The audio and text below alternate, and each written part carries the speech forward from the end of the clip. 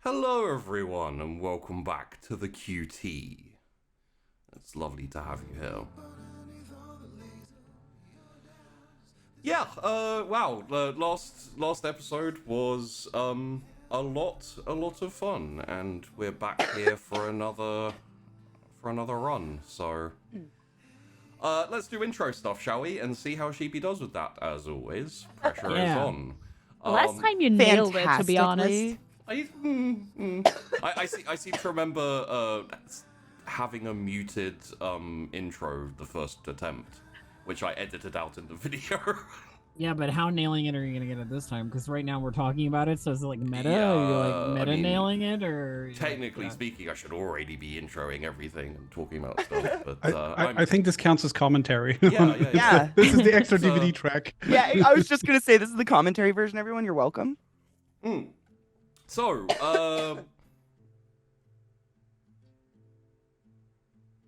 Yep. hello Yes. and welcome to the QT. Hello, everyone. Welcome to the Wandering Inn. He's starting off great, going running. Oh, that's I'll what be it your is. host today, Sheepy. This is the Wandering Inn, and Today, we're gonna Okay. fuck with some kids. Sorry. not a good sentence. Oh my God, Katie. No, that was Sheepy. Sheepy, come on, dude. Yeah, Sheepy said that. You're already in danger of being cancelled. Don't make it worse. It's not a good look. It's not a good look. So, That was a great episode, guys. See you next well week. done, Bye. well done. hello everyone and welcome to the QT. This is the Wandering Inn. I'm Sheepdog, and I'm not going to repeat that because I'd get in trouble. So, yeah, last week we had some high school in the 90s, pretty much. We met some teachers, we met the characters, a couple of things happened, and it's probably going to be the same. You can see the title of the episode is A Normal Day, so... Normal day. Is it? Yeah. Oh, I don't Is trust it? that. Oh, I don't trust that. You Ooh. can see Syrinx has been jammed by me a little bit Ooh. before, immediately. Narrator voice. It was not a normal I day. know. It would in Little fact did they not know. be a good day. But yeah, we'll do from here on out on the first episode. We always do intros for everyone because that's what everyone watches is the first episode. From here on out, we'll do outros of everyone. You'll get to know them. So if you find yourselves intrigued by any of these wonderful people, which you obviously will be, links are down below to all of their things. Mostly streaming stuff, but I think there's a Twitter down there as well. I'm Sheepdog. I run the Wandering Inn. If you like the shows that I make, then consider checking out the Patreon. You can pledge for as little as like $3 or something a month, I think, and all pledges and everything that you contribute go directly into making more shows. Currently on the Patreon, we are completely covered for the Monday cast, so this Monday cast gets paid directly from your Patreon pledges. And essentially you're responsible for the things they do. So you can say, you see that amazing scene that Distracted Elf did? I paid for that. You could probably Technically, theoretically yes. fire us. So Hey, probably. As long as it yes. doesn't transition to, hey, I pay your salary, you do what I tell you. Yeah, no. Oh, yeah, Do Sheepy- not give them ideas, Katie. Not a flawless intro. Someone noticed that my screen and LZT screen are switched. Bollocks! Yes. You can't I cut am now that out. Cecilia, and you're William. Done. Yes, we will play each other's characters Done. this time. Let me, Thanks. Professional Absolutely streamer. Nailed it. I also need to move Syrinx a little bit. It's fine. little did they know, everything was on purpose. That's why it was a normal day, because Yeah, people- I mean it is. This is a the normal day. normal- Yeah. I was about to say I'm not a massive fan of like shipping and things like that, but I could imagine people being like, we pay for the Patreon, so George and CC romance now, please. Like holding you Listen, to if ransom. anybody in this cast, any of these two in this cast, is gonna be Tori and George hate shit. Okay? like that's Oh, hard. I can think of a few examples from media. I'm afraid to say anything now. So yes, Patron. Sorry, I fixed the things that were broken. If only it was as simple in real life. Oof. wow. Broke ain't bad. Broke ain't bad. You Sorry. okay there, Sheepy? Sorry, did I just call out the entire internet? Oh, sorry. So yeah, Patreon, go check it out. If you're interested, there is also the Discord where you can essentially chat with people if you want and talk about the shows. Also talk about pretty much anything. The Discord's pretty open. And at the same time, get notified for when we go live with shows, like I put out today saying that we were live. Additionally, there is Twitter, which is essentially there just for notifications, if you want to be notified that way. Past that, yeah, if you are interested in the Patreon, there's a few extra things. We play board games. Sometimes we learn systems and things like that. For example, before we did the microscope game, which Katie was a part of, we did a practice microscope game with the patrons. It was That a lot was of so fun. much fun. It was a lot of fun. God, microscope is fun. And we may even play Microscope again, just with the patrons, just for fun, because it's a really fun game and it's pretty easy. So if you're interested in that type of thing, give it a look. Past that, we should probably do the show. Yeah. Yeah. So I mean, GB, I am so excited to play this show that I am like, every single minute that you talk is not a minute I'm playing this game, and I get to stop now so that I can play. not Shut up to already. not to currently stall any further, but I feel like this anguish is really good fuel for your character. yeah. True. So what I want to hear is thank you and you're welcome. Yeah, of course. Thank you. Yeah. Oh yeah, because if there's any edgy emo character, it's Tori. Exactly. Finally, we Yep. figured out the archetypes. Listen, she has hidden pain, all right? Oh, sure, she It's has. fine. She has hidden pain, but I'm just saying the irony of George doing that is quite. Yeah. it is. I mean, So I'll do a quick recap and then we'll get into it. Last week we met all of the characters. We met Tori, we met George, we met Cecilia, and we met William. We saw them in school, interacting with their friends if they have any. Sorry guys, but it is going to be an ongoing joke until you make friends. It's a big if. We also saw a couple of classes with some interesting teachers. Eyebrow raised. And after that, essentially, they left and they went about their, kind of daily business. We managed to see Tori at home. It was interesting. We managed to see Cecilia at home. It was a little bit heartbreaking. We watched George and William interact as they cut class and went to the skate park. And I believe there was a little bit of Joel hitting a wall. We made fun of Joel for like a solid 20 minutes. Yeah. Absolutely. Yeah. Definitely. George But smashed well his face, deserved. but was cool about it. So And then both William and George kind of broke for the night as the sun was starting to set. It was starting to head towards nighttime. William headed back into the central part of town to essentially head home, and George headed off towards the, I don't want to say shittier side of town, but it's definitely shittier. A bit more rundown, a bit poorer. And yeah, it is what it is. it is what it is, man. But we did have a little bit where we saw an old man who was a little bit desiccated and wrinkled, not looking very good, possibly homeless. However, after George kind of looked a bit sketched out by him and moved on, he was singing the lyrics to Don't Speak by No Doubt, which is something that one of her friends had essentially memorized. And there are he essentially was supposed to turn up at the skate park and didn't. You can pretty much figure out what's going on there, but to a certain degree. So let's get into it. And we will start with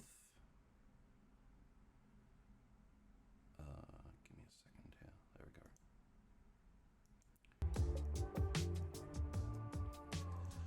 So we're back in the QT, Quail Town, and the sun is going down. In fact, the sun has just dipped over the hills and over the horizon to bring on darkness. The moon's coming up, so there's, and being a decently sized town, or just a town in general, there are streetlights. It's not bathed in darkness in some ways.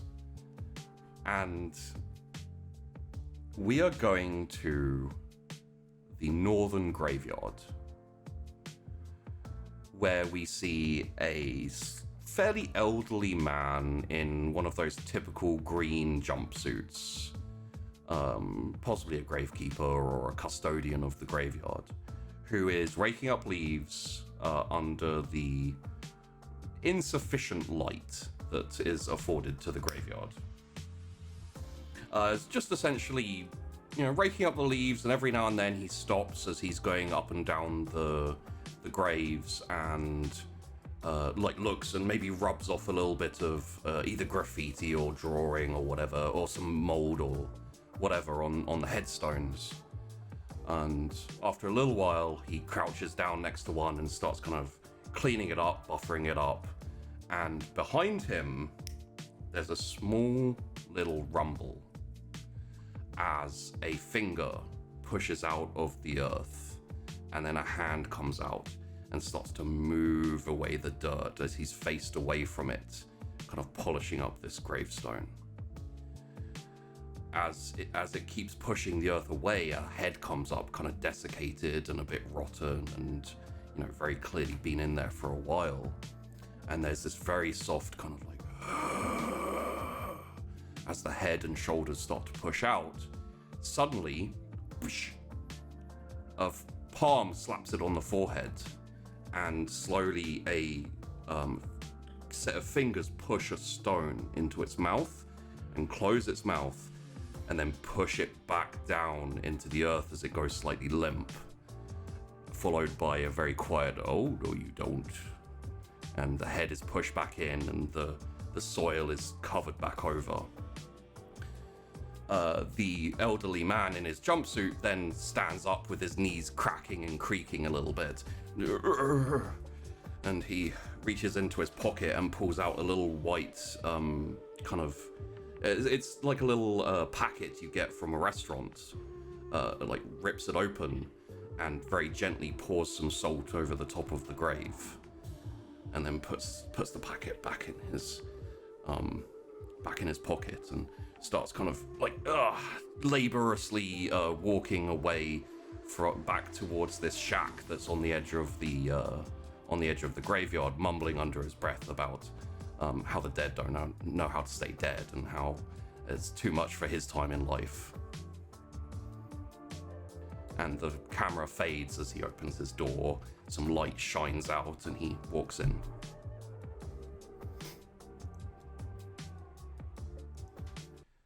However, we come back to William. You're heading back home, I assume, although if there is anything else William would like to do on the way home, please feel free to let me know. Unless I have urgent business at the library, there is nothing else on the way home that interests me. I don't believe, unless there's a book you want to pick up as extra research or study for any of your classes that you've your new classes you've had.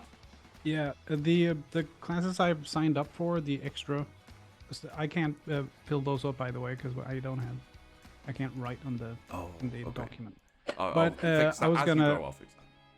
Yeah. So I'm if the library is still open, I will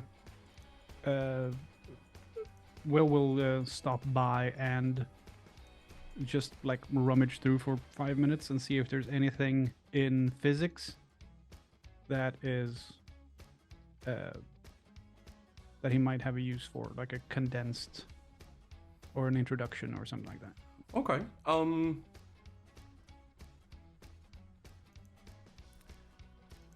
Would you please roll me I get to roll? face danger? Are you gonna say the thing? What's the thing? Danger, Will Robinson, danger! God damn it, LZT. So Mild success. mild success? Okay. Yeah, there's a few books,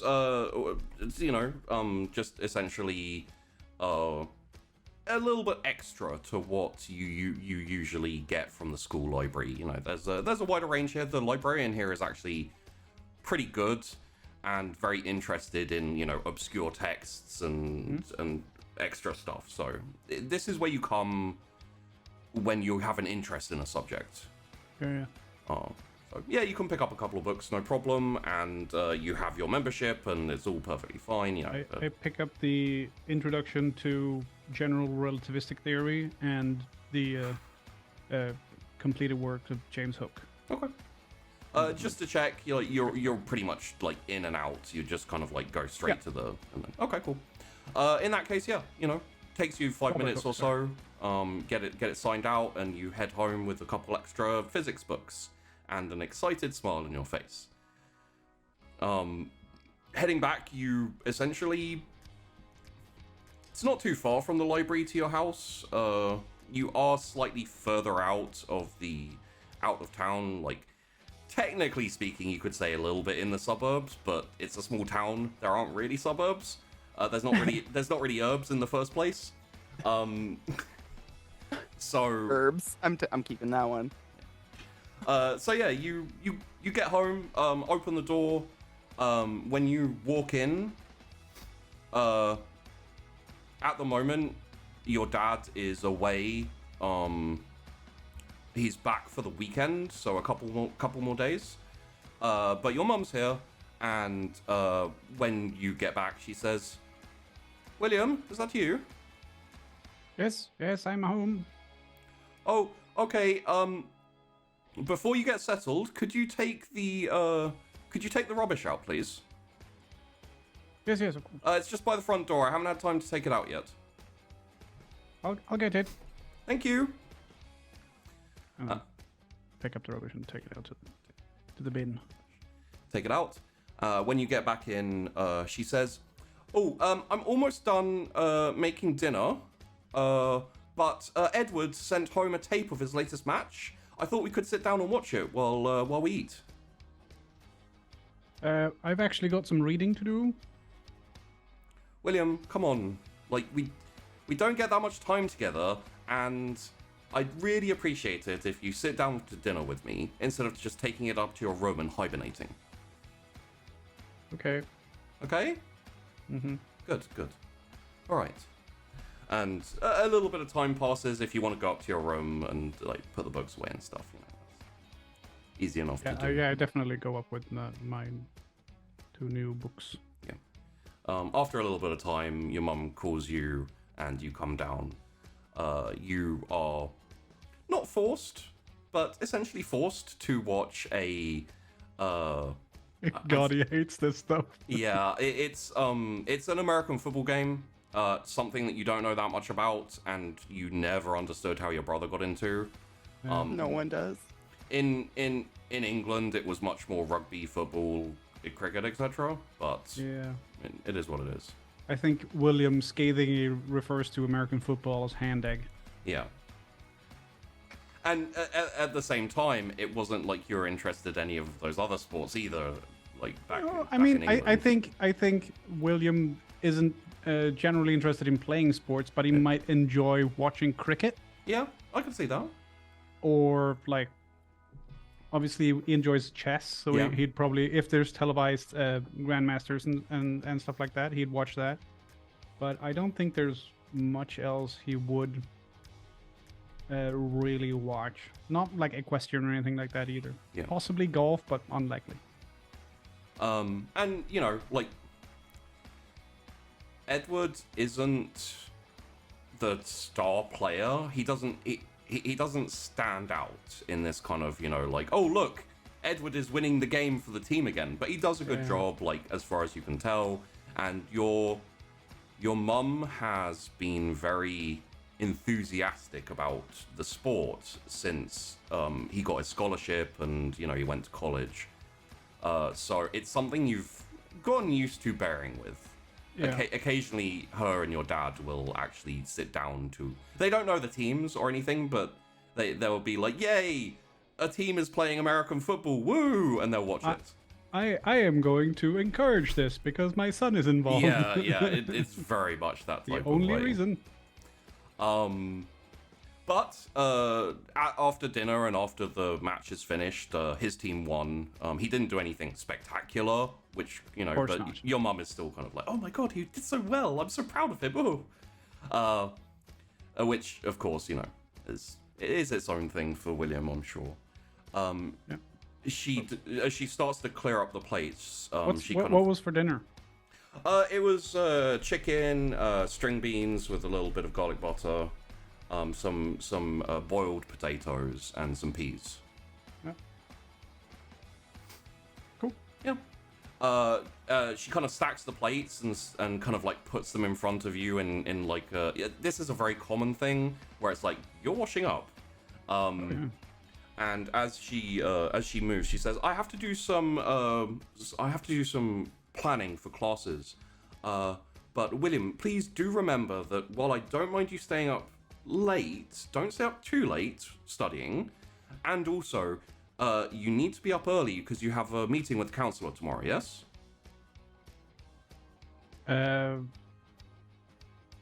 think William at this point has picked up all the plates and is on his way into the kitchen to do the dishes, and he just stops and goes, "Oh yes, I've forgotten about that."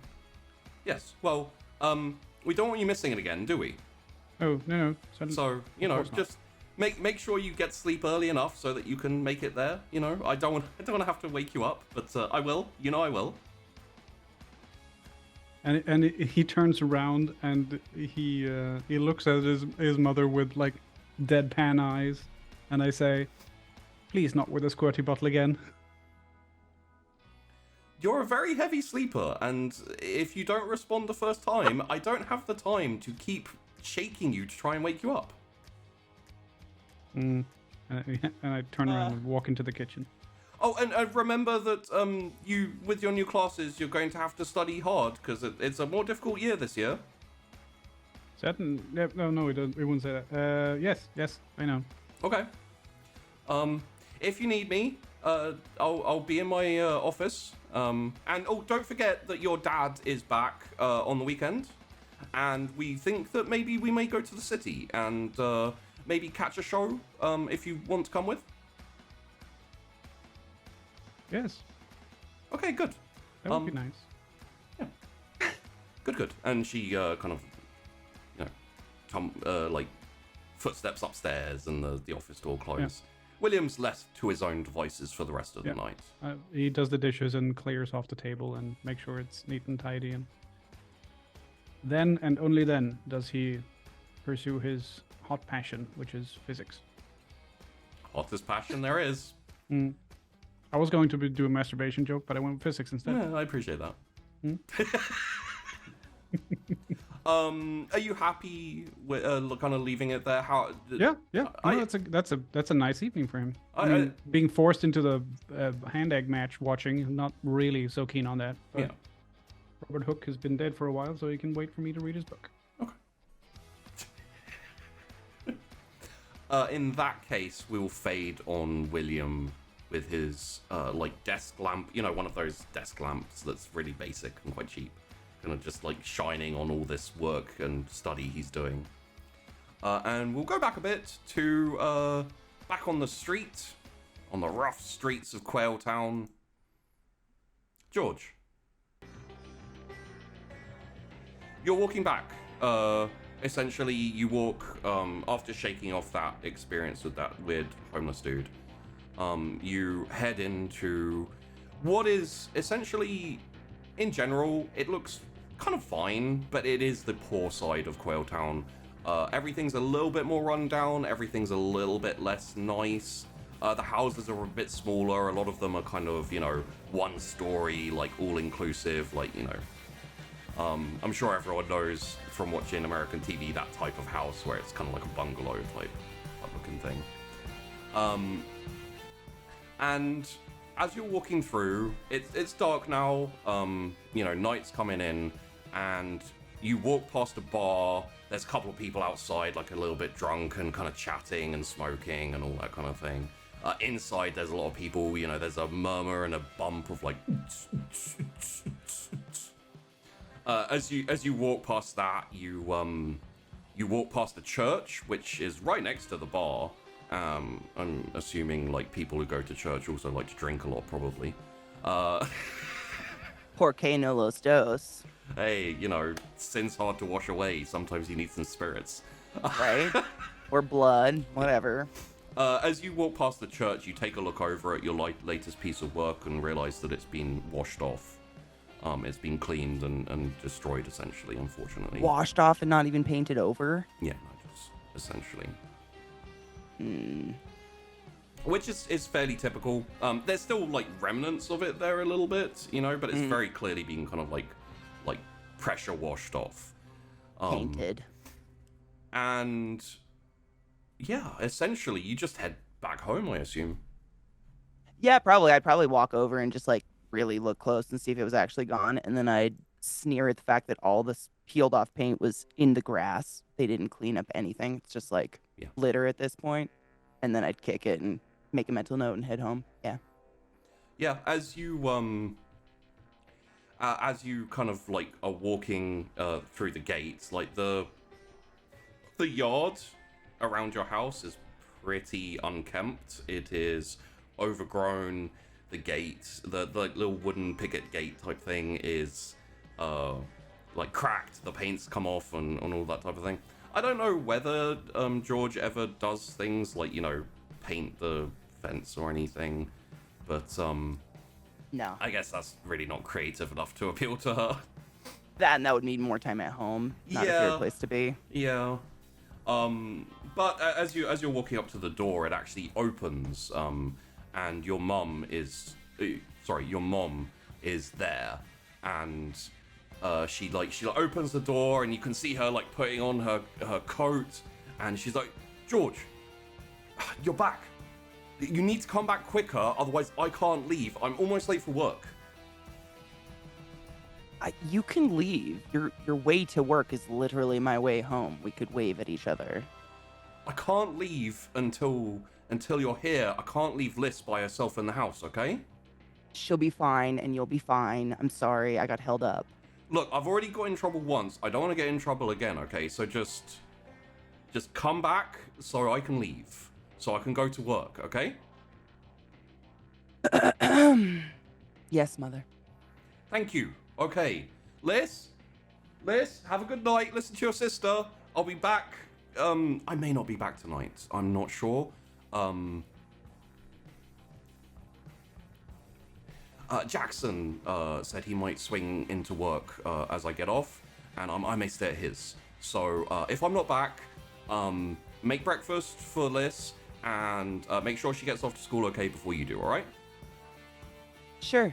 Okay, good. I'm fairly positive we'll manage. Brilliant. Yeah. Oh, have a good night, sweetheart, and I'll see you. I'll probably be back tonight, so I'll see you tonight. And she gives you like a peck on the cheek, and then bustles out. Okay. I probably just stand in the doorway with my hands in my pockets, just like watching her pull out as she does probably every single night. Same excuses. Yeah. I'm guessing she probably comes home to change her clothes. Like, that's about it.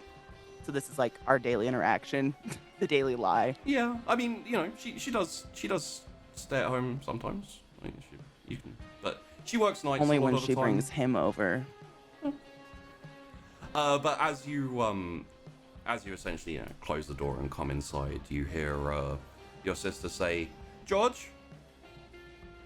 Yeah? Oh, you're back. Okay. Mum said that there's food in the fridge to microwave, and we have to go to bed like early enough. I don't know what that means, but I assume it's like, midnight? And then she kind of like walks around the corner of the door and like she's like quite short, wearing like kind of like ratty flannel and like that kind of stuff. Yeah. Quite small. She's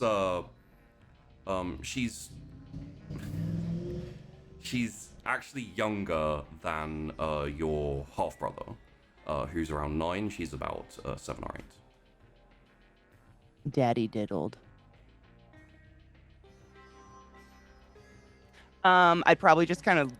This is probably the same conversation again that we have every day. Like, she repeats what mom has already said to her. Yeah. Blah, blah. I'll probably like take my backpack off, take my jacket off, take my shoes off, do some dishes, and then start scrounging, because there's probably literally like the microwavable thing in the fridge is probably a week old, something that is absolutely petrified.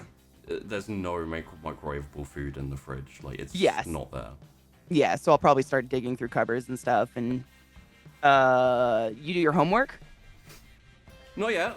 I will. Why don't you go do that, and I'll figure this out. Okay, are we having pasta again because mom forgot to buy food? Definitely not having pasta again because mom didn't buy food. Okay. She says nervously as she like kicks the bag of pasta back into the cupboard behind her. I don't mind pasta. Go do your homework. It's fine. I'll figure Okay. something out. Okay. I'll figure something out.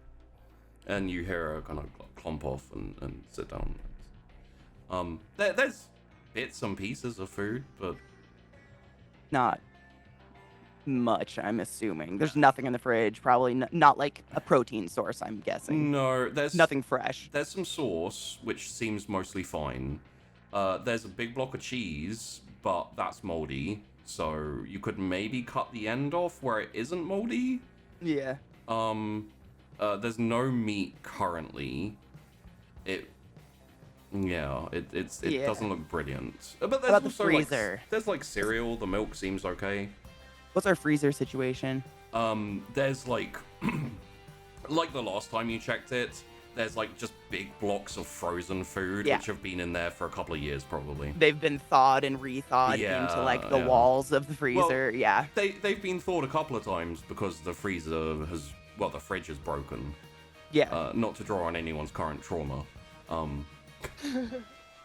Elf told me that her fridge broke.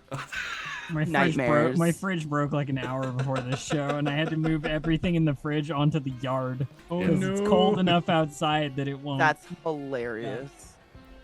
That's great and terrible. I'm so sorry.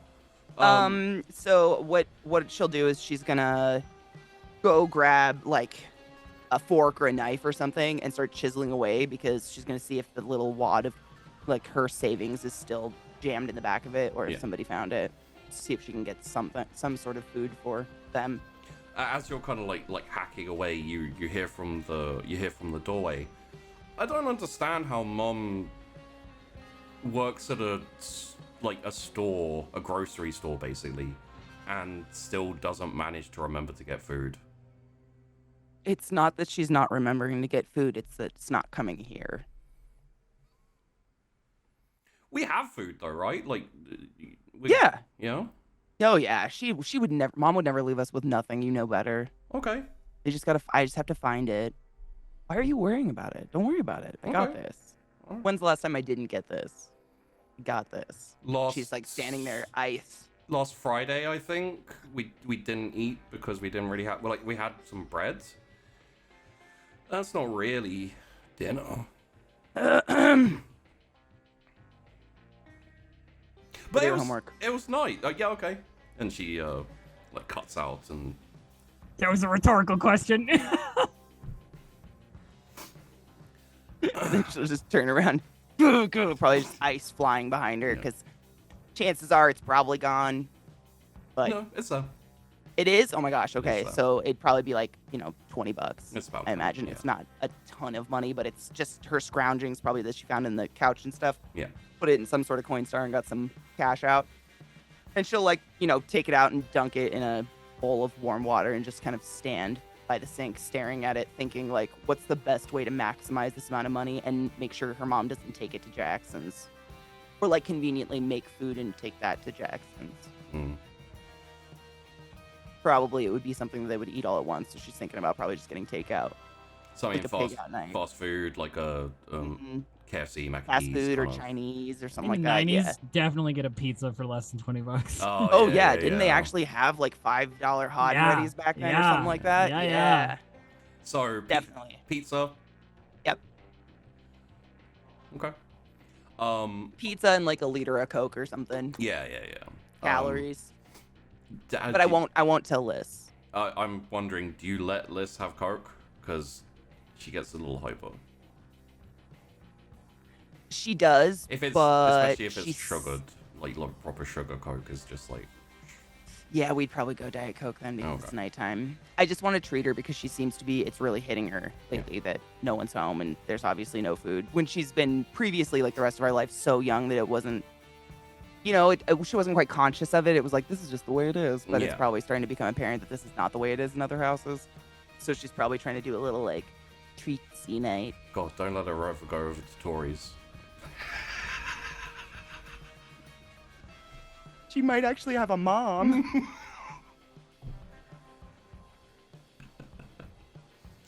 So let's say you pick up the phone, one of those big 90s, like it's got a little bit of everything. Call Yeah, up, it's like the big old box one, the Yeah. cord that's 50 miles long on the wall. call up the local pizza place, and basically order a couple of like fairly large pizzas and Yeah. and a soda. It takes a little bit of time to get there, but by the time it is there, Alyssa at least says that she's done her homework and she's all set. And you guys sit down. You got the TV on. It's kind of a crappy, like the reception's a little bit fuzzy in that, but you get used to it, so it's whatever. Yeah. It's one of those Um, tiny TVs that had the VCR built in. The screen's like that big, And Does you, the job. you watch a little TV. You eat most of the pizza. Any leftovers, I assume, will just go onto a plate and ready for breakfast. Mm-hmm. And yeah, I think honestly, unless there's anything particular you want to do or engage in, I think that's probably just your night. I'd probably just talk to Liz a little bit, ask her Yeah. about her day, like try to play like the parent, not, very half-assedly. Yeah, the parent role, yeah. I mean, if you have two half-assed parents, that makes one, right? Exactly. So she's probably like, so how was school? Yeah, it's fine, Oh, you went. Good. Yeah, of course I went. I mean, that's good. Ice cold. I didn't see you this morning, so I wasn't sure. Yeah, how about you, George? Did you make it through all of school today? Absolutely. Okay. It was a thrill as usual. Yeah. So mom's definitely not coming home tonight. You don't know that. She may come back. She does sometimes. Do you stay up late enough for that? No. Because you know when your bedtime is. I know. It's not 3 a.m. I know. Do you? Yeah. I go to sleep. You slept in quite late this morning. You Yeah. can't wait for her every night. I know. I don't. Just sometimes. And she'll probably just like give her like a sisterly like, They're like a shoulder smack, you know, kind of like. yeah, like I care but hugging's weird Yeah. kind of thing. And she'll probably get up and stretch and be like, I'm gonna go brush my teeth. You caring. Oh, in there. I'll go to bed too. And then we can both be up and because if mom isn't coming back, then we have to get ourselves up, right? Yeah. Yeah. I'll get you. Don't worry. I'll get you up tomorrow morning. Are you going to walk me to the bus before you go to school? Do you like that? Yeah. I mean, some of my friends think you're like, you know, kind of cool. Like you skate and. Can I come to the park sometime? No. I'd like- No, but I will take you to the bus. I can walk you to the bus. I'd like to meet what's his Joel? Your friend Joel? He seems nice. He came around a couple of times, like to see if you're about, but you weren't. And he. Joel came here. Well, yeah, he just came around to see if you were here, but you weren't. I'm gonna beat his ass. 8-year-old crush on Joel. Does she see that? Or does she hear that?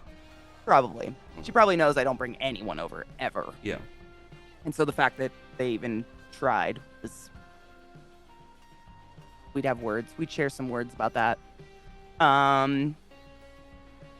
You know, we can hang out somewhere else. The park is just, it's not the best environment. You wouldn't like it. He has a lot of- chain on his trousers. It's like I think it's attached to a wallet.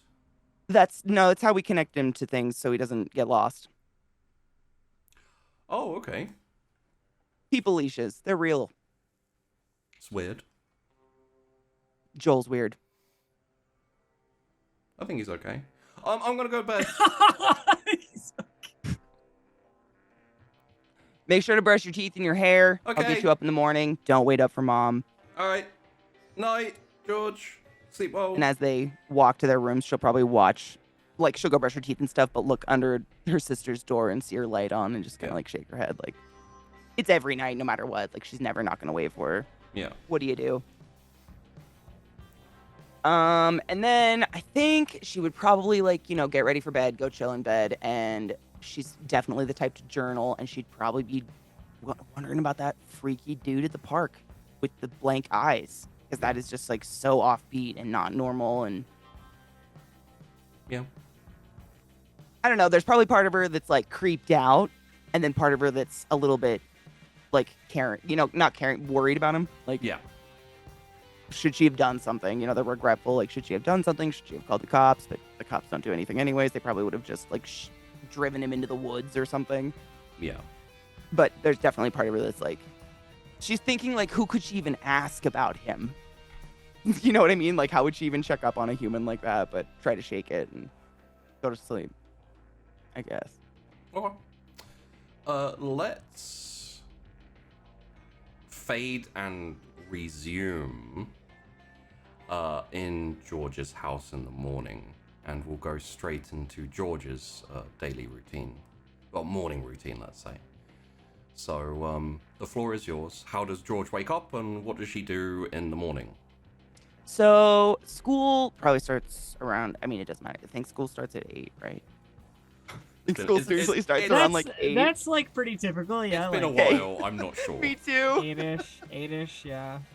So she probably, like, her alarm is set probably for, like, 6:45, but I'm guessing it's, you know, one of those, like, fake wood-paneled alarms that were on, you know the one. Looks like it So she belongs probably- in a car, like in a Exactly, 80s exactly. or 70s car. Yep, and it's the one you could smack on the top to make it turn off. She's probably got, like, 4 alarms, snoozes that go off. So she's probably up by 7. Yeah. I'm assuming it takes like somewhere around 20, 15 minutes to walk to school. Yeah, about that. So that gives her like ample time to like jump in and out of the shower real quick, make sure Liz like gets up, gets in the shower, is a human. Bit quicker if she skates though. Yeah, well that's true. Liz rides the bus, different schools. Okay, Yeah. sorry, I mixed that up in my head. So she get Liz ready and everything, and then for breakfast, she will take the leftover pizza slices and put them like toppings together and stick them in the toaster. Oh, okay. Like make some sort of like strudel-y type hot pocket It's breakfast. thing. It's a breakfast, whatever. Yeah, exactly. And she'll probably like tie it up in a grocery sack. They save them on top of their fridge or whatever, and just like have a good day. Yeah. As you're preparing it and everything, there's a ding dong of the doorbell, and Lissa says, "I'll get it." She probably jumps out of her skin. 'Cause Yeah. no one rings their doorbell or knocks on their door ever. Oh, no, They're not in the type of town where people do that. There are occasions. Not at 7 a.m. Yeah, there's been a couple of times where certain people have come round to talk to your mum after you've done. Okay. Yeah. Okay. All right. I was thinking like Joel coming around. I'm like thinking he's not awake. He doesn't wake up until 3 minutes before the first bell. And just sidebar as well. Your mum didn't come back. Okay. So we didn't even check. I mean, I wouldn't even check because if she did come back, even if she was home, she'd probably sleep half the day anyways because she works late shift. So I'd probably leave her be anyways, and then I'd walk. Or no. So the doorbell goes off. Liz runs to it. My skin would jump out, and I'd probably like just slow motion turn and start to kind of drift towards the door after her. Like, what the hell? And as you're like moving towards the door, you hear kind of you hear a fairly deep voice saying, "Hello, is Miss Beverly Caden?" And Alyssa's like, "She's not at the moment, but you can talk to my sister, George." I'll probably like right as she says that start to kind of lope over and be like, "She's asleep." And our mom works night shift. Alyssa's like, as you come through as well, she's like, "George, there's a policeman here." I'll probably just kind of shift my body in front of her and kind of, body check her behind me. Yeah, and she like kind of like leans around the side and she's like, "Do you have a gun?" And he's like, Stop. Okay. Can we help you? Hello again, Georgette. I'm actually not here to talk to your mother today. I was hoping to talk to you. I believe, and he kind of gets a little notebook out and flips it and says, I believe you're friends with a Casey Winter. What did the dumbass do this time? Possibly nothing. We're not sure, but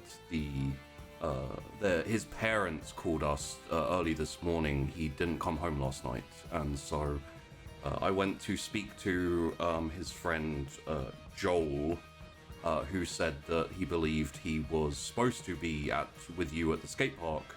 Well, with you both at the skate park, but never showed up. Apparently, he was meeting some girl. I'm just doing a follow-up to see if you have any more information. Yeah, he's probably out getting his... And she'll glance and realize her tiny sister's behind her. And His do you groove. do the ear muffs? Like the hands over the ears? Probably like with my elbows. Cute. On a date. Of course. Well, So... if you don't have any more information, then I won't bother you any further. If you can think of anything, do come by the station. Don't y'all usually not look for anyone until 24 hours? Why are you doing this? Did something happen No, not as to far, Casey? Not as far as we know, but with Casey being adopted, there's obviously a higher risk of runaway and things like that. As a sidebar, you didn't know that he was adopted. She'll probably kind of just stop, but, play cool. Yeah. He wouldn't fucking run away.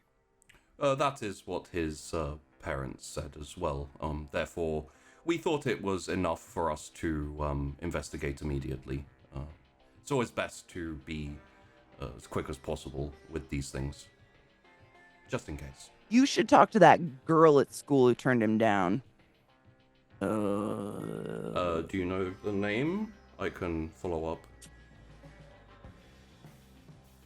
I don't remember her name. Do you need it in character or out of character? Do you not in character Yeah, remember? do you not or know out of in character? remember. In character, I don't. I'm Okay, trying to think, well, like, okay. would I know her name? Because I I mean, probably Casey just call her, like, was- Tori's I mean- gaggle. Yeah. Casey was fucking talking mad shit for like a whole afternoon about her. He didn't. I presumably. don't. Yeah, he did.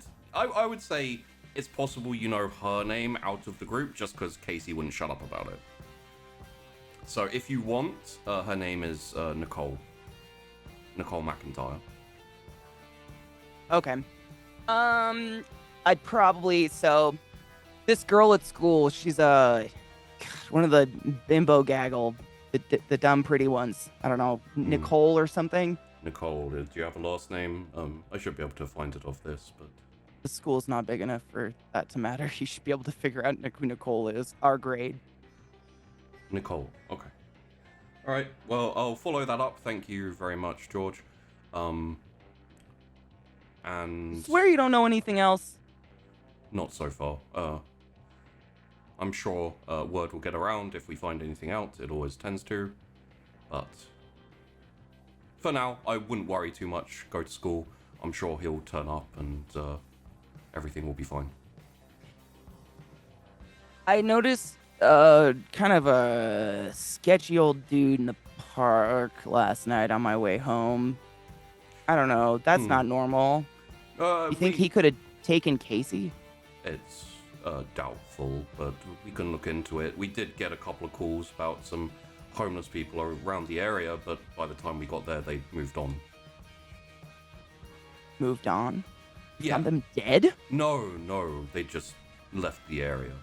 Oh. It's not often we find dead people in Quail Town.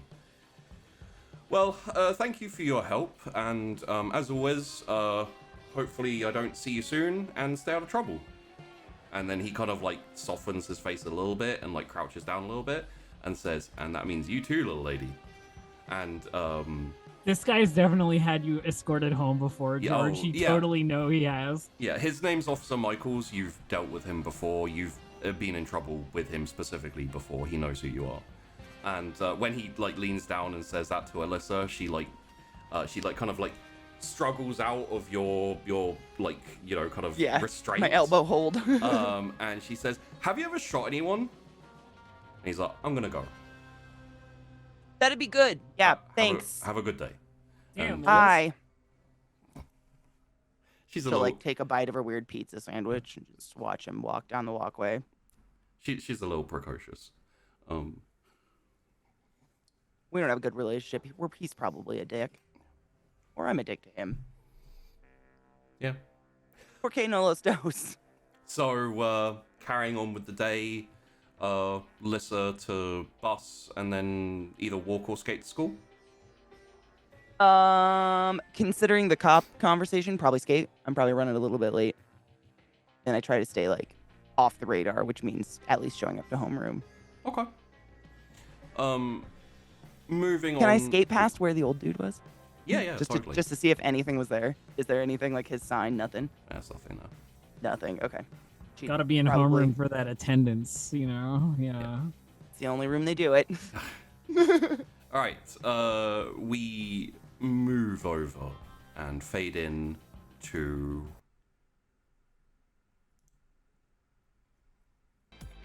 Tori. How's your morning go? I feel like Tori is one of those people, at like unavoidably so, who gets up really early because she has like a million things to do in the morning to like be absolutely full flawless, you know, like headed to school. I think probably it's like, oh my god, the alarm is probably like mad early. I like 6, maybe a little earlier. And you know what I mean? Sam and Renee wake up early every day anyway, so even if your Yeah. alarm doesn't wake you up, I they tend to. actually think like generally in the morning they're probably like they have their own routine. Like they have their own routine and they just do it. Yeah. You know what I mean? Like there's not too much like going on from like Tori's end of having to deal with her. No, siblings in the morning. they've got their own stuff they can do. Although I will say Sam is starting to be a little bit rebellious with like mornings and stuff. You know, not quite there yet, but Doesn't want to go. Yeah, just a little bit. Yeah. But like, you know, their dad is home in the morning. Yeah. Because like, you know, unlike George's situation, it's just like a work thing that keeps him away. So the morning is like the only time you see him, basically, like eating some toast, reading a newspaper, because it's the 90s. Yeah, you know? he's 100%. When you come down, he is at the breakfast table, paper and toast, and obviously buttered toast, you know, and just kind of like taking a bite every now and then and reading the paper.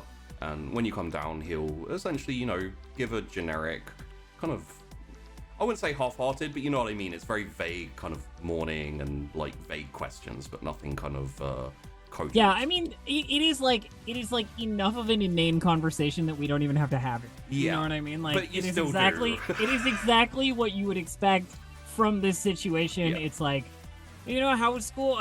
You know, like, are you ready to go? Like all that kind of stuff. You know, like very, very like, you know, boring.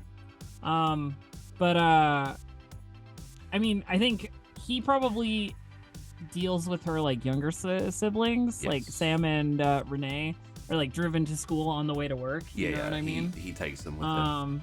And Tori deals with her own shit because she's got a vehicle. Yeah, you got a car. So she can. Yeah, that's right. Yeah, George. Okay.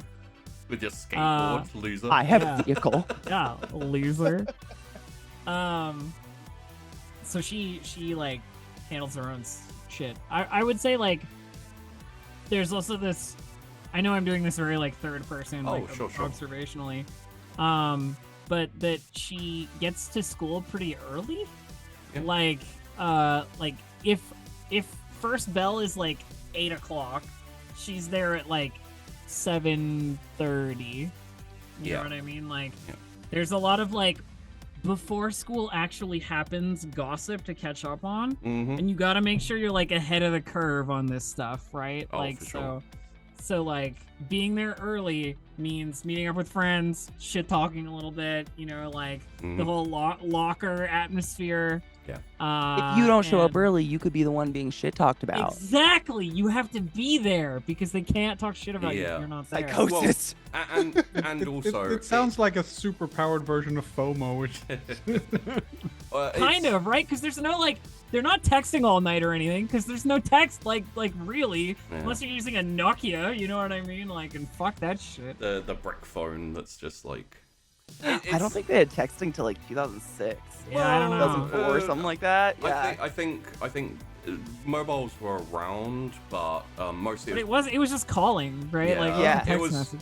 Pagers, I think, could Yeah, use I was some. gonna say it's the transition between pagers and mobile phones is currently going on. All I'm saying is nobody was having massive conversations with 7 people at a time. Right? Yeah. Like Most that wasn't happening. You had to wait. Most likely, if you do, and in the evenings, you probably like are on the phone to your Oh, friends. absolutely, 100%. Phone calls, yeah, definitely. But Yeah, yeah, those cords were so long. your friends have kind of like over the years, as your group has formed and kind of coalesced together, picked up that vibe of kind of like it's not cool to be on time or early, but also it's not cool to not be there when your friends are there and to be you left gotta out. like the gaggle must be together, right? Like that's how it works. Right? This is an instance where yourself and Laura, because you're on the swim team and you tend to come in early sometimes for swim practice and stuff, you have set the tone of turning up at school, and it's very much a little bit early, you know, like hanging around before school and that type of thing.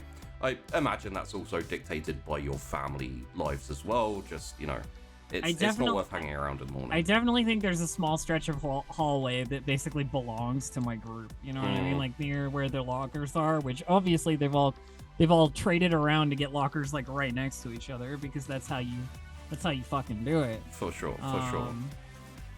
And it's you know, that's sort of like more the morning routine than the home life. You know what I mean? Like the school morning routine. The home life is kind of a quick one where it is what it is, right? Yeah, you just go through it quickly and then you get off to school.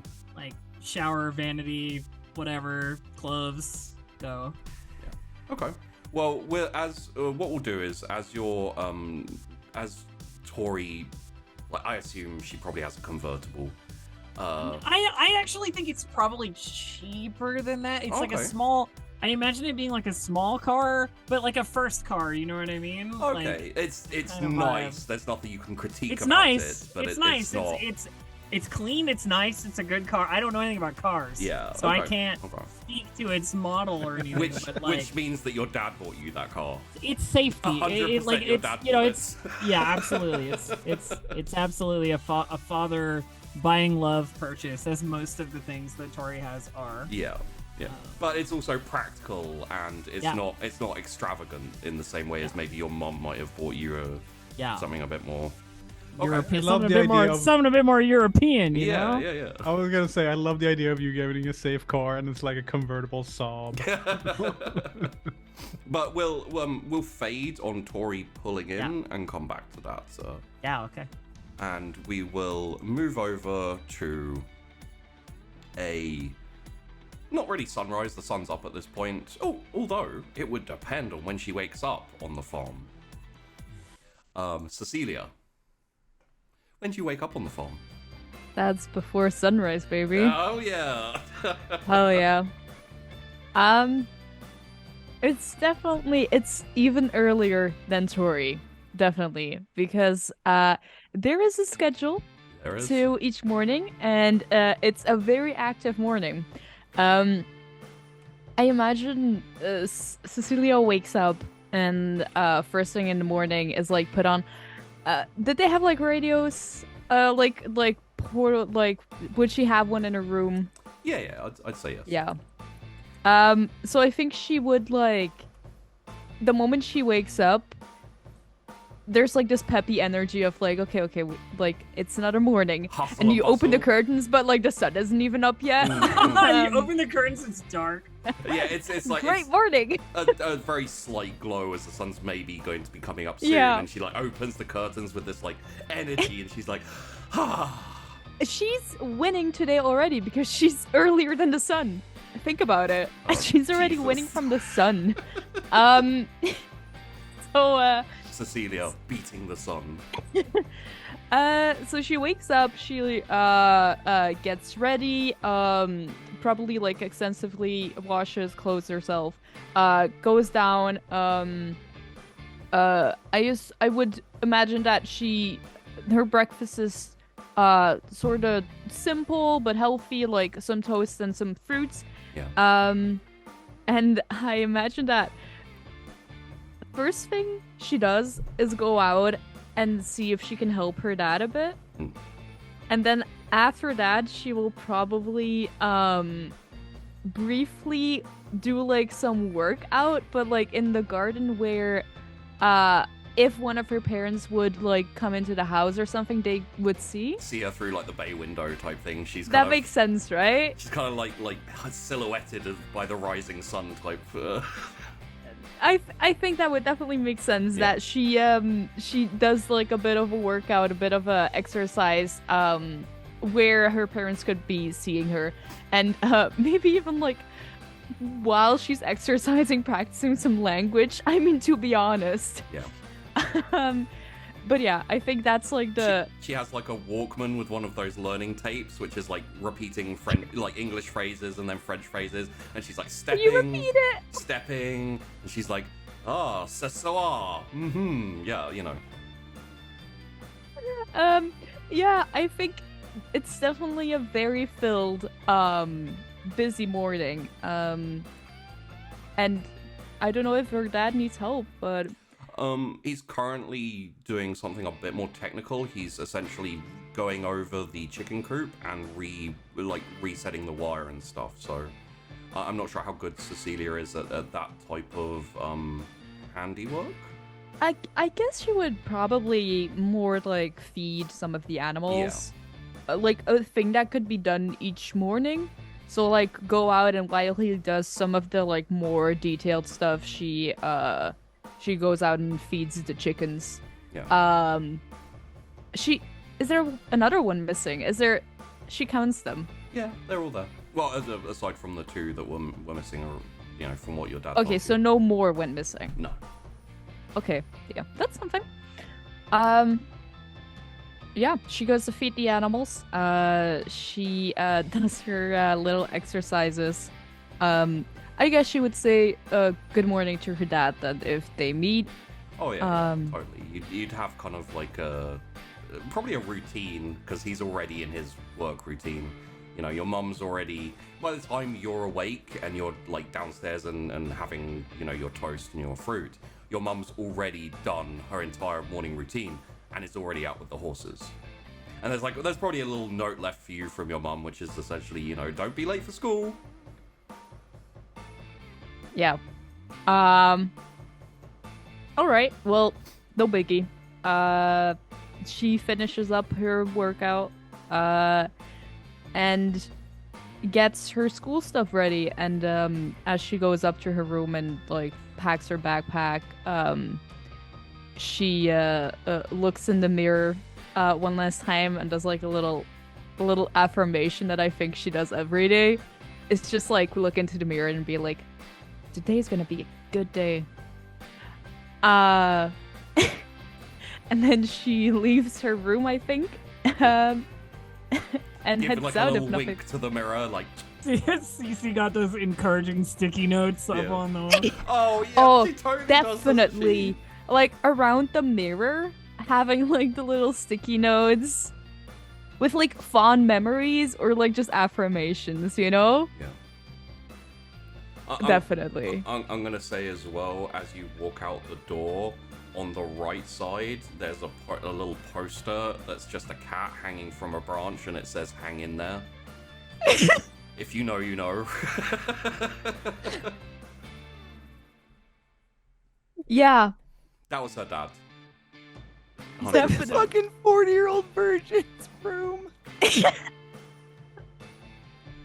was like a birthday present from her dad or something, and she. Look.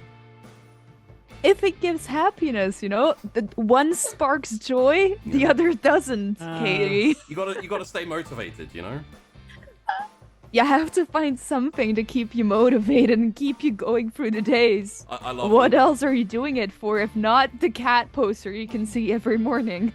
I love how everyone involved in this, like chat and everyone is just like, I know this girl.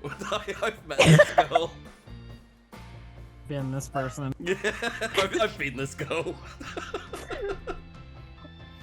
Or I wish I could be this girl. maybe a little less. Yeah. So yeah, I think that's about it, and I think with very little interaction, just as little as last night, she will head out, and she will be earlier at school as well. You're eager beavers when it got aside from George, kind of, but she has to deal with the police. That's fair enough. George will probably. I miss that she's not she didn't have toast, so she's like on the skateboard with her toast, with like the pizza in her oh mouth, no, I'm just late. Anime vibes there, yeah. Yeah. All right. We will finally fade in on the morning of William. Bonjour! No, wait, wrong character. Comment tu t'appelles? Fromage. Omelette du fromage. So, how does William? How is his morning routine? He does not get spritzed in the face with a water bottle this morning. Nice, good for you. He wakes up to his mum going, "Here's your tea," and there's a little tray with a cup of tea next to his bed, and he goes, once again stayed up way too late reading. So I was like, he didn't get enough sleep, but it's okay. He's young, so he can work with less sleep. So yeah, Just sleep in class, forehead. he would not sleep in class. No. Unless it was the philosophy, Mr. What's his name? Yeah. If it's not concrete science, he's not really interested. Wiggins, Leonard Wiggins was the... Yeah. no, sorry, that's wrong. That's Morgan Knight, the philosophy teacher. Oh, Mr. Knight. Who he didn't really like, but the was UK also... one, yeah. So, yeah, no, he gets up, has his breakfast tea and breakfast as well. I don't think he gets up super early. Basically, he has worked out meticulously how long it takes to do everything in the morning. Yeah. Because if he does that and gets up at that time, then he can sleep for longer. Has he taken into account he has a slightly earlier meeting with the counselor? No. He's not. That would require altering the morning routine. Right. And he's not going to do that. So in that case, there's probably a moment when your mum is like, William, if you don't pick up the pace, you're going to be late for the counselor. No words are uttered. It's just a grunt back to her. We don't grunt in this house, William. No. Okay. Okay, good. Now hurry up. You need to get to the counselors. He hurries up. He's like, toast. Yeah. And it's like, I would like French toast, but it takes too long, so I'll just get a slice of toast. Yes. But there's a trend along the toasted pizza, the toast, and everyone's a toast person apparently. Cool. Yeah. So Furry definitely had cereal. I'm just saying. Okay. So he does that, and then he like gathers up all the books and stuff he's gonna need for school, and then my mom was like still half asleep, going out the door. Bye, dear. Have a good day. And the last thing you can hear before the door closes is the door, the door like closes, and she's like, we don't grunt in this house. Yeah, luckily enough he can't hear that. He's already... not technically in the house, outside. No, exactly. He was a full 2 steps outside. Teenagers and technicalities, of course. Yeah, exactly. It's like my dad saying, don't turn on the TV. I told you not to watch TV. No, I told you not to turn it on. It was already on. He did not like that. So yeah.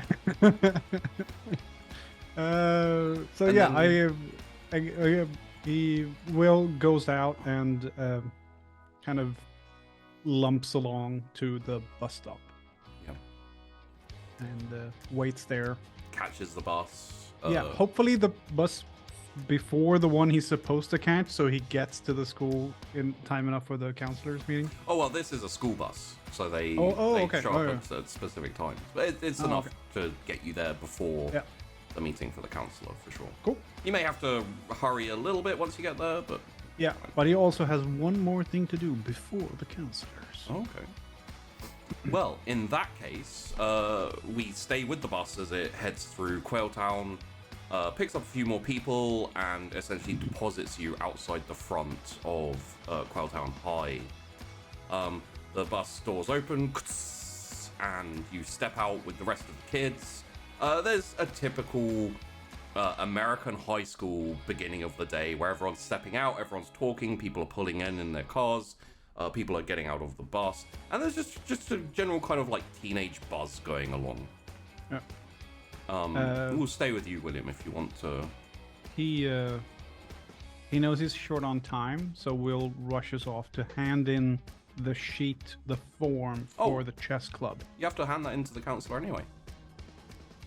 Oh, is that the counselor we're supposed to hand that into? Yep. Oh, the counselor was the sponsor for the club. He's the sponsor. Okay. It's how you got the sponsorship for the chess club. Is he was already your counselor? I'm sorry, I didn't remember it was the counselor who was the sponsor. There was a lot of characters. In that case, I make my way to the counselor with the paper going. I'm going to hand this in, and then unrelated. Oh, hey, I'm here for the meeting thing. Yeah. Okay, in that case, yeah, you walk in, you knock on the door and you hear a come, and you open the door and walk in. Do you like immediately form or? I think I'm holding the form in my hand. Yeah. And the counselor who is called Douglas Witt, but probably Mr. Witt. Yeah. So he looks up from his desk and he says, he looks at the clock and he's like, oh, yes. William, come in, please, do. Sit. Thank you, Mr. Witt. Oh, and this is for you. Yes, missed you yesterday. I had to think I leave a missed little you, bit actually. early. So I think I missed you, actually. Yes, of course. So I'll sort that out for you, and you should be good going forward to play chess. Don't disturb Miss Harmon too much, but you know, I'm sure you guys won't. It's you're good kids. So, are you ready to talk about you? I think so. Good. How are you settling in? It's okay. Okay. A little bit tough to get into any groups because everyone here has known each other for a long time. That's always the case, but a little bit of work and you know, put yourself out there a little bit, and I'm sure things will work themselves out. And of course, if they don't, you're always able to come to me, and I'm happy to talk you through it if you need any strategies or any kind of, you know, help with that. Back to England. Well, I don't think that's going to be an option, not for the foreseeable future. I think you're... And he noticed he said that out loud, and he goes, Oh, yeah, sorry. I think you may have to come to terms with your current situation. Yeah, I suppose so. Is that possibly one of the reasons why you are hesitant to make friends? Possibly. I'm not sure. I mean, it's always difficult if you're worried about moving again or uprooting your life. It can be hard to make connections with people. I have trouble making friends anyway, and then piled on top of that, moving across the entire globe. Of course. Well, most of my friends are 6,000 miles away. But you're not facing any problems like you were in England so far, yes? No. Okay. That seems to have worked. We don't hold with any type of meanness or bullying here. So if you do encounter anything like that, please do talk to me and we'll see it sorted out right away. Oh yes, of course. Knowing full well that he would never do it. Yeah. As would no other kid ever. Well, is there anything you'd like to bring up yourself? Anything you'd like to talk about? Everything okay at home? Yes, everything's fine. And classes are good? We had philosophy yesterday with Mr. Knight. Ah, yes, Mr. Knight. Good man. Very interesting thoughts. Is he actually like a proper teacher? I believe, yes, our hiring system is quite rigorous. Okay. Just checking. It seemed very... unconventional? Yes, that's a good word. Sometimes unconventional teachers are good. They can help you to see things differently than you usually do. Possibly, you may want to consider opening your mind a bit to what he's saying. I bring out my notebook from my backpack, and I flick to the page where I did notes for yesterday, and I flick to the page that says philosophy and ethics, Mr. Knight, lesson 1, and it's just a blank page. I mean, William, you always take notes. I didn't know what to write. It was also up in the air. There was nothing concrete. But if you don't take note of what's being said, how can you review it and try to understand it? It sounds like you're just rejecting everything that you're being taught in this instance, which is very unlike you. I'll try harder. Okay. And, you know, it's not like you have to get it immediately. Just trying is perfectly acceptable. I'm sure you'll get there. I just feel like I just feel like I'm a goldfish and it's a test of climbing trees. Yeah. But the good thing is we aren't goldfish. And... No, but some of us are suited better for certain things than... Oh, of course. But we can still adapt. I'm sure that given a little bit of effort and, you know, enthusiasm for learning, which I know you have, you'll get there, I believe. And then he writes on the page with the notes for lesson 1. He writes, "Be open to new ideas." Okay. Well, I don't want to keep you for too long. I know you have your classes. Let's call it there for today, and I'm going to leave you with the advice that if you ever need it, help is always around. You just have to look for it. Could you please roll me a face danger? Oh, God. I don't want to do the joke, but I'm going to... Danger, Will Robinson! Danger! Ooh, mild success again. Okay. I'm very good at mild success. And he kind of... that signifies the end of the... Okay.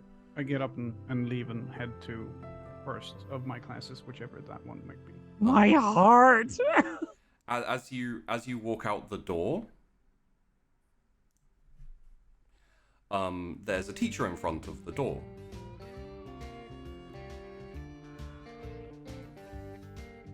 And as do I bump into them, or you almost bump into him? It's Mr. Oh my God! The glasses came out. I was looking at Chad. I was like, "Oh my God, it's that guy." And you almost bump into him, and he kind of puts his hand on your shoulder and steadies you as you wobble slightly, try not to bump into him. And he says, "Oh, hey there, little man. Be careful where you're going." Ah, yes. Continue. It was Ashford, right? Yes, Mr. Ashford. Yeah. So I say, "Oh, sorry, Mr. Ashford," and I kind of swivel around him and skedaddle off to my first class. And as you skedaddle away, he walks into the counselor's office, and you hear kind of like, "Mr. Witt, it's about time we had a conversation, I think." And fades away as you move away. I don't hear a cocking gun or anything before I leave, right? No. Good. just a gunshot. Yeah, exactly. No! You don't hear anything because it's suppressed. That's why. Can't be shooting guns at school. And we will move to... Let's have a look here. Yes. Tori. Yes. As you walk into school early enough that there's not as many kids there. Well, you park up and then walk towards the school. Your friends are there in a group. They're already here, mostly. I believe the only person not currently here who is sometimes late and a bit is Christine. But the rest of them are here, and they're kind of like, they're already talking animatedly as you kind of walk up to them. Okay. I want to try and get the gist of the conversation as I approach. Okay. Essentially, at the time, Nicole is talking, and she's essentially saying, I don't know, I think it's a little romantic, you know, if he ran away because of me. It's you know, like, he smelled a little bit, but it's a big gesture, you know, if he was that I feel like it. as I approach, there's like the you're still talking about Casey? And Rebecca like turns to you and she's like, didn't you hear? No, hear what? Apparently Casey Winters ran away from home last night and hasn't been seen since. People are saying it's because he's adopted. Last night, he'll show up at some point during today, and everybody will look like idiots, like usual. Yeah, completely. And Nicole looks a little bit like deflated because of that, and she's like, you think so? When has that burnout ever been in class on time? I guess that's true. I don't know, I figured, like, you know, he just was so upset about me, like, rejecting him that he just, you know, wanted to have some alone time and you know, maybe take a shower. I feel like Tori just gives Nicole a look that's like, you keep thinking that, sure. You know what I mean? Like, just like and she deflates like a little bit more. It's like an absolutely ego-deflating look, yeah. Yeah. And Laura, who's kind of been quiet during this, like, looks at you and says, are you thinking about maybe going for a swim after school today, or? If I can find the time, but it really depends on, well, a couple of things. I'll let you know a little later. All right, yeah. I don't have any plans today, really, so I'd be down for something. Tori just like totally agrees with that, like get ahead of the curve kind of vibe. Yeah. And she says to Laura, you don't have the answers for the math assignment yesterday, do you? I don't think I took any. I really took any notes. No. And you like the rest. She looks around at the rest of the girls, and they're all kind of like. Tori's like weakest possible class. You know what I mean? And just like, there's a moment of who can I approach and like steal from? Yeah. You know what I mean? Like looking up and down the halls. There's, you know, a plethora of students who are... A plethora of options. Yeah. I would say... Like, William would be an option. Essentially, you know... I'm always happy to take a player option versus an NPC option. There are a couple of other nerdy, you know, kind of like kids who are good at math and science and those type of subjects. But essentially, because Tori took a few digs at William yesterday, I feel like he'd be a bit more high in her mind. It'll be fun. It'll be good. Yeah, okay. We'll do that. So you guys could go over and harangue William. I'll be back in a second. Okay. So Tori like notices William at his like locker or whatever. I don't know what he's up to exactly. LCT, it's up to you. He's probably just getting his books, honestly. And she approaches, and obviously she doesn't really move alone. She has her little like gang that follows her. And she waits until he like looks up from whatever he's like doing, you know, just hovering. And he kind of looks around like, oh my god, I'm surrounded. And she says, "Hey, William, right? Yes. You don't happen to have the answers for yesterday's math quiz, do you?" Is this the first time this has happened? Or has it happened before? I think it might have happened before, like last year. You know what I mean? Like it's not an isolated incident. Yeah, I think William takes up his math notes and slides out basically an extra copy and hands it over. She just takes it and says like, "Thanks. appreciate it. Mm-hmm. And then he goes back to running through his books and making sure he's got everything at the lock. You have ceased to exist now. I have gotten what I wanted, and I'm gone now. Turn around, leave. And Does now we William have... ever try to approach or like attempt a social interaction? No. He is Like very if this much is normal. Yeah. There is aversion to conflict, and there's what William has, which is a aversion to all human interaction. All human interaction. So literally, unless anyone approaches him, William was just. Yep, that's pretty much All right. it. Is that a learned behavior? You say? I think it's social like- pressure probably put him into that situation. Okay. I mean, there must have been like some consequence at some time that like was like, I am now averse to this. Yeah. You know, Yeah, that's like, what I'm yeah, thinking. Like for sure. he must have tried a certain amount of times where he was just like, nah, or something. That's all I back was in England, wondering. you know. Yeah. Yeah. I don't know. The Thank you. Sorry. the school atmosphere in England, you know, you do tend to get kind of like bullies and things like that at school. It's a lot less kind of cliquey, and it's a lot more kind of like random acts of violence as opposed to, you know, like you'll get your ass kicked, but not in kind of like a focused thing where a whole group of jocks beat down a nerd. It's just kind of like, you know, there's an asshole who's an asshole to someone else kind of thing. Yeah. So Tori has acquired a copy of the math answers that she needed from Will. Okay. Just, so you know. Because Will had them Noted. prepared. Will had them literally ready. Oh yeah. dear. This has happened before. Okay. Are you happy to shift on, or would Yeah. you like to? Okay. So, moving onwards.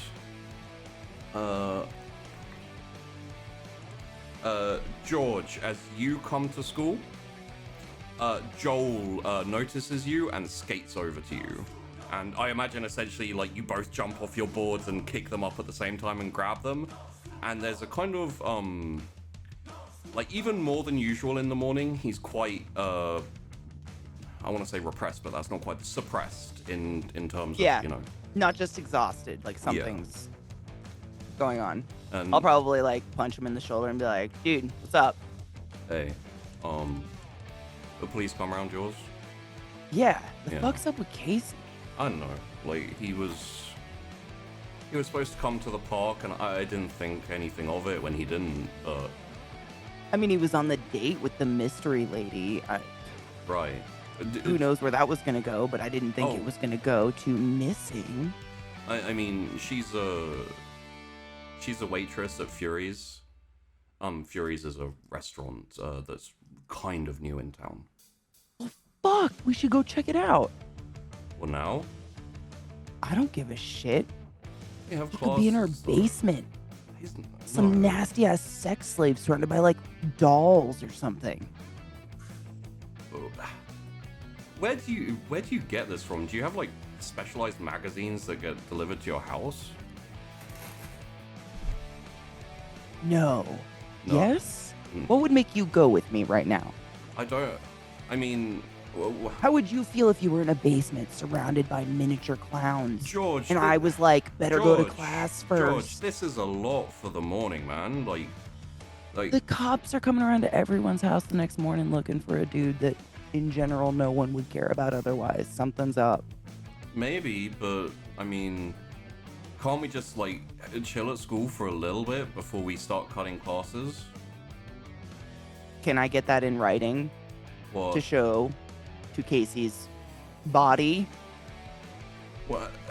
What does that mean? And she'll probably Like, just start walking into the school. Like, they'll go to homeroom at least. And he stands there for a second. He's like, okay," and like starts following you in. Gotta get that attendance tick. Gotta get Yeah. that attendance tick. Keep the rents off our back. And as you walk in, the camera will follow with you and Joel for a little bit, but then kind of stop to frame over Cecilia, who is, assuming like putting her books in her locker and getting out the things that she needs. There's a big gaggle of kids like over to the side, kind of slightly further into the school, in the hallway, like at lockers and stuff, kind of like murmuring and buzzing and, you know, like probably talking about the most recent developments, which I will say for you, Cecilia, you haven't heard yet. So just FYI. And even though she goes to school early the same time as Tori, she wouldn't have heard it. I Like mean, what they were talking about? They're nowhere near each other, huh? They're like, you know, they're kind of Yeah. The groups of people talking about it are kind of hushed tones and stuff, and she hasn't got close enough to any of the groups to essentially eavesdrop yet. Yeah, and I would imagine that if you, like, in this early in the morning, if you want to listen, like, people notice it a bit too quickly when you're, like, standing still near them, and, like, it doesn't quite work out yet. You have to engage, you know, if you're gonna... Yeah. Yeah, and when you close your locker, as, like, it's one of those classic scenes where you're in your locker with, like, the locker door open, and it's like looking sideways at you, and then you close the locker and there's a guy like standing there just to your right. He's quite short and a little bit stocky. The main problem he has is he has a little bald patch on the back of his head, where there's just like, you know, just like a little bit, he looks like he's 40, that kind of like vibe. Poor kid. He's got so unfortunate. He's got his books like kind of up against his chest a little bit, like he's trying to ward off danger.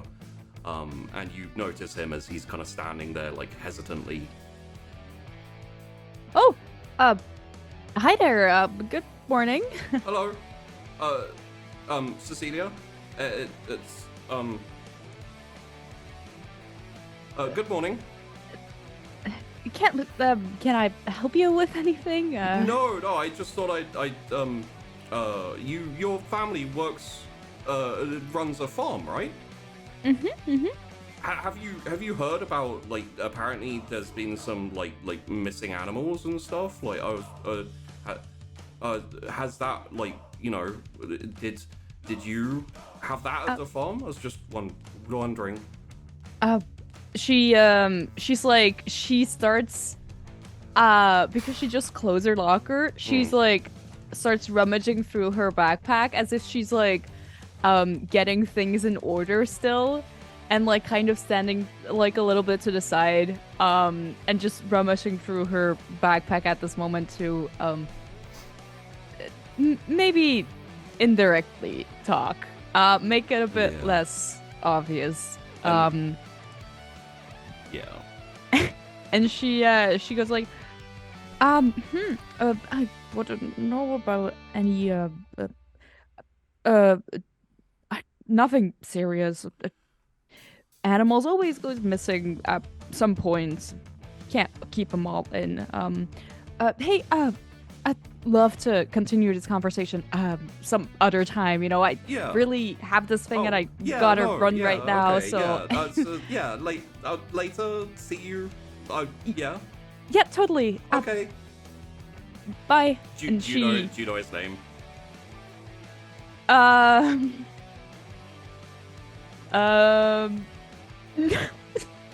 You know what? Probably not. But like she like estimates is in her like head. So even though it's not his name, she would probably say like Bernie or something, just because like. Arthur. Bye. Okay. And like he's as you head off, he stands there awkwardly for a second, kind of like, you know, the typical like hopefully the earth will open and I get swallowed in a second. As you move off. And then he kind of turns and goes his own way. Yeah. And she starts to walk away. And actually walks towards like the gaggle of I find gaggle such a funny word. Just saying, you know. It's a great word. It's a name for a congregation of geese, I believe. It is. Mm-hmm. Yeah. So she starts walking towards this gaggle of kids further on in the hallway. And she like when she's walking, she takes a minute to like like breathe in, clear her throat, and like straighten up to get like a bit of confidence. And she tries to like slowly, like, you know, it's not the confident walk up, but it's like the sideways walk up to them, like, And then like at a certain point when she feels like she could, she tries to like jump in with the conversation, going something like, oh, there's been all this buzz going on this morning and stuff. And the conversation itself is about Casey and, you know, the cops basically looking for him and him not being at home and everything, like last night and everything. So you'll get that amount of information on that as well. She probably times it wrong at a certain point when she thinks she can chime in, and so like, as the conversation lulls a little bit, and there's like a gap for someone to say something in this kind of like big group of people, Cecilia starts with, "Oh, I heard," and then the bell goes, ding, like for class. Oh my god. And immediately everyone breaks and moves away, and she's kind of left there like... She would... Definitely that would happen, but she would take that as like a positive thing. Yeah. But she would take that as like progress, because now no one walked away from her because it was close. Like there was a reason to walk away here. Can I ask a question? What is there anything like really unique that Cecilia is like wearing? I don't think she catches any eyes I was as just far wondering. as far as clothing goes. If you agree, Syrinx, I would say the most obvious thing is like she's dressed well, but it's a little bit like an office worker, you know. It's... I guess she would, let's say like that, she would wear well, so she would look decent, but it's not the trendiest things, not right? Flashy. Sure. Yeah, so it's like it's not keeping up to date with all the newest. I just wanted to throw an interaction in there. Oh, like, okay. As the group disperses, like Tori sort of notices that you were about to say something. Yeah. And just gives you a look that's like, like a briefly appreciative, like, not bad, and then like turns to go. Only that look. That's so terrible. Cece will remain, like, as everyone disperses, she will remain for a second and just like in her head be like, that really just happened, you know? Yeah, I imagine for Cece, that was the equivalent of like seeing Ryan Reynolds at a coffee shop and him saying, "Hey." 100%. She stands there for a moment. It was absolutely without the like, nobody else saw it, if you know what I mean. For sure, absolutely, like at the end of this like train, you know. She doesn't notice anyone else at this point. She's very happy at this moment, and then she like realizes that it's class, and she like takes her backpack and with like a little pep in her step goes to class, and she's like, oh my god, like that happened, like today's such a good day, fuck. She remembers back to her affirmation in the mirror, and she's like, oh yeah, she's like, it is gonna be a good day. She does a little fist bump in the air. She goes like, oh Cece, fuck yeah. Okay. In that case, what we're going to do now is, we're going to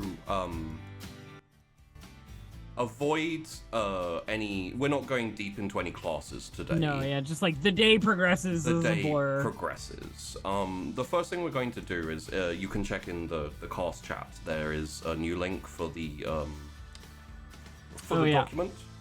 We're going to fill out your class schedule, so we have an idea of what classes you're taking, and we may do a couple of rolls for them as well to see how you're doing in class. So, essentially, there's a decent list of classes here. Obviously, you're all taking. We're just gonna pick a couple that are like interesting. I don't think we need to build like a whole roster. Yeah, right? no, yeah. Just, it's only today, right? Sorry? Like the classes that we put in, it's free and it's only for today? They're just the classes you're taking at school, essentially.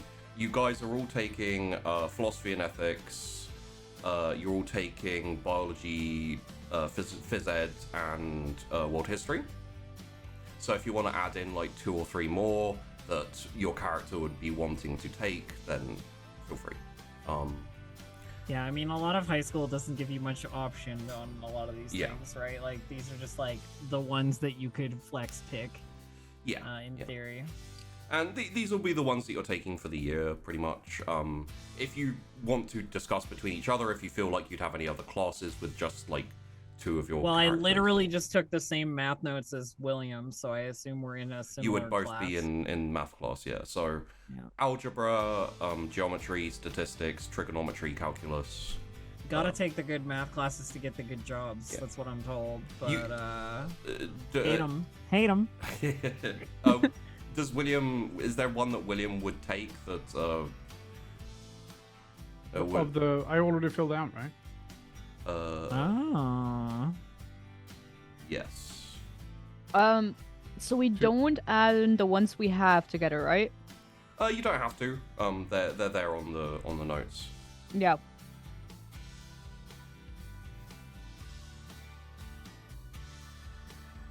But you can feel free to what add them in else? as What well else? if Love you. the music, by the way. Huh? Yeah. Good music, by the way. Oh, thank you. Okay, class schedule. I've been listening. Okay. So to give you an idea, like the list is all there. Feel free to pick from what you like. But there's things like literature, writing, composition, biology, chemistry, earth or space sciences, geography, U.S. government, U.S. history. Oh yeah, I have this one. Okay.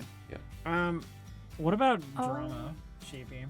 Yeah, drama 100% would be an option. That would be with Theater. arts. Yeah, don't feel like you have to limit yourself. Like, yeah, it's got arts, music, photography, ceramics, etc. So drama would be in there too. So the Katie, four- I think you have to pronounce it theater. So the first 4 classes that we have together are those literally our first 4, and then the last 2 are the ones we pick. Last 2 or 3. I'm happy if you want to take a few. Yep. And I guess Would it be okay I if can we pick tossed more? them in the middle a few, just so I'm not always skipping my 2 favorite classes I picked? Yeah. If you guys care, because I think we'd all have to switch them. But if Well- we just stick one good one in the middle of the ones we own, we do together. What I'll essentially be doing going forward is occasionally we'll visit a classroom. Okay. That's all. Especially if you have a shared thing, because you can have Awesome. interactions and that. Yeah, like if 2 of us are in something or whatever, the Yeah. 4 that are Awesome. there are just the ones we're all in, And- right? Okay, Ad- that's and- so much easier. And stuff like phys ed and whatever, right? Yeah. Additionally, if you have a scene you want to do in a specific class you have, then we can also do that. What we're not going to do is I'm not going to lay out a full schedule for you and you have to stick to it, and we're going to keep it fairly abstract. But I we totally all, wouldn't. we all understand how it's how school goes, so we don't need to do the minutia day to day. But occasionally I'll check in and see how you're doing with schoolwork and stuff. So it's worth having your classes that you're doing at the very least. Yeah. All right. Okay, so William's doing Algebra 1 and 2 and Calculus. If you want to have a shared class with him on one of those. I also added physics and earth and space Earth and science Space Sciences, which because makes MIT. sense. Do algebra 1 and 2. Oh god, Or Tori's one. gotta hate algebra. Just to Yeah, remind everyone, absolutely. PE is not. We don't all share it at this point. I think P is. P is one of your shared, yeah. Yeah, we Oh. have to take P. Yeah. It is? Yeah. Yeah. Oh, that's fun. Yeah. All right. So- I thought One it of would the be things, fun for you so guys. so one of the things with like American school system stuff is that like there are a bunch of, especially in high school, right? Is that there are a bunch of classes that everybody has to take and you must have them, and they are core classes. Some of them are on this Yeah. list, which I don't super get, but like everybody's taking English. You know what I mean? Everybody's taking like the basic math class. Everybody's taking X or Y. But I think it's just like the ones that we're in. I think is like what Shibu was going for. Yeah. Okay, so just so everyone has an idea, William is currently doing on top of everyone taking world history, biology, physical education, and philosophy and ethics. William's doing physics, earth and space sciences, algebra, and calculus. Tori is world history, psych, drama and arts, foreign language, and algebra. Cecilia is doing home ec, literature, chemistry, foreign languages, drama, and all the others. And what are you thinking for George? I'm thinking. Was anyone in biology? We all have it. Yeah, you all have it. We all have it. Yeah. Oh. It's one of our joint classes. It's that boring class, remember? The boring Yeah. teacher from the first. Frickin' frack. No, you're right. I want to do If I could. psychology. Psych. Go ahead. Okay. I was going to Then- suggest home ec, because that would give you an interesting time with Cecilia. Because Yeah, let's do that. Yeah. Also, Tori's in psych, so that's a good choice too. That'll be fun. I could foresee George and Cecilia doing home economics, which is kind of, like baking, and as I remember, it's kind of like practical home skills. Well, it's all sewing and. Yeah. I honestly learned a lot in home ec Yeah, that I it's really still good. use today. It's not a I bad feel like class. George would learn less just Here we through call it home resistance. knowledge, and it's just a code word for learning how to cook something other than ravioli in a can. How dare you? I love ravioli and cans. We don't have that in That's not really Europe. cooking. That's eating Cans stuff is a up. bad sentence. I like cans. When I went to Like- school, we had to have That's Joel. home economics version for cooking, but we also had to have wood shop and textiles. Yeah, we had to have that. That was part of for everyone. Okay. Is everyone happy with their classes? I'm sorted. Okay. I'm sorted. Yeah. In that case, we just have a little bit more, which is in between your morning classes, essentially probably while everyone's at the cafeteria getting food, if you need to buy food. Otherwise, some of you probably bring your own lunches in. I imagine George doesn't, but that's just, because there's I've no got food my in the half-eaten house. pizza sandwich. Of course. Tori buys lunch every day. Yeah. And I will say that, George, you do have a decent to semi-decent relationship with the one of the lunch ladies. And she's been known to take pity on you and Hook you up. Yeah, hook you up with some food and that. So, however, on this kind of like lunch break or lunchtime,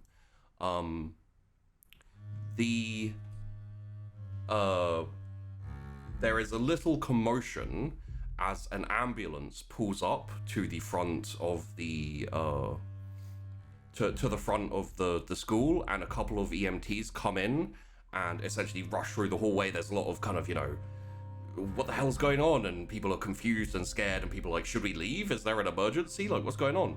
And they go to the door of the counselor's office, and within a couple of minutes, he is being stretchered out, and essentially being kind of, one of the EMTs is busying around him, like probably a couple of you will, if you're in the area, will hear something along the lines of like, he's just unconscious, but I'm not sure what's wrong.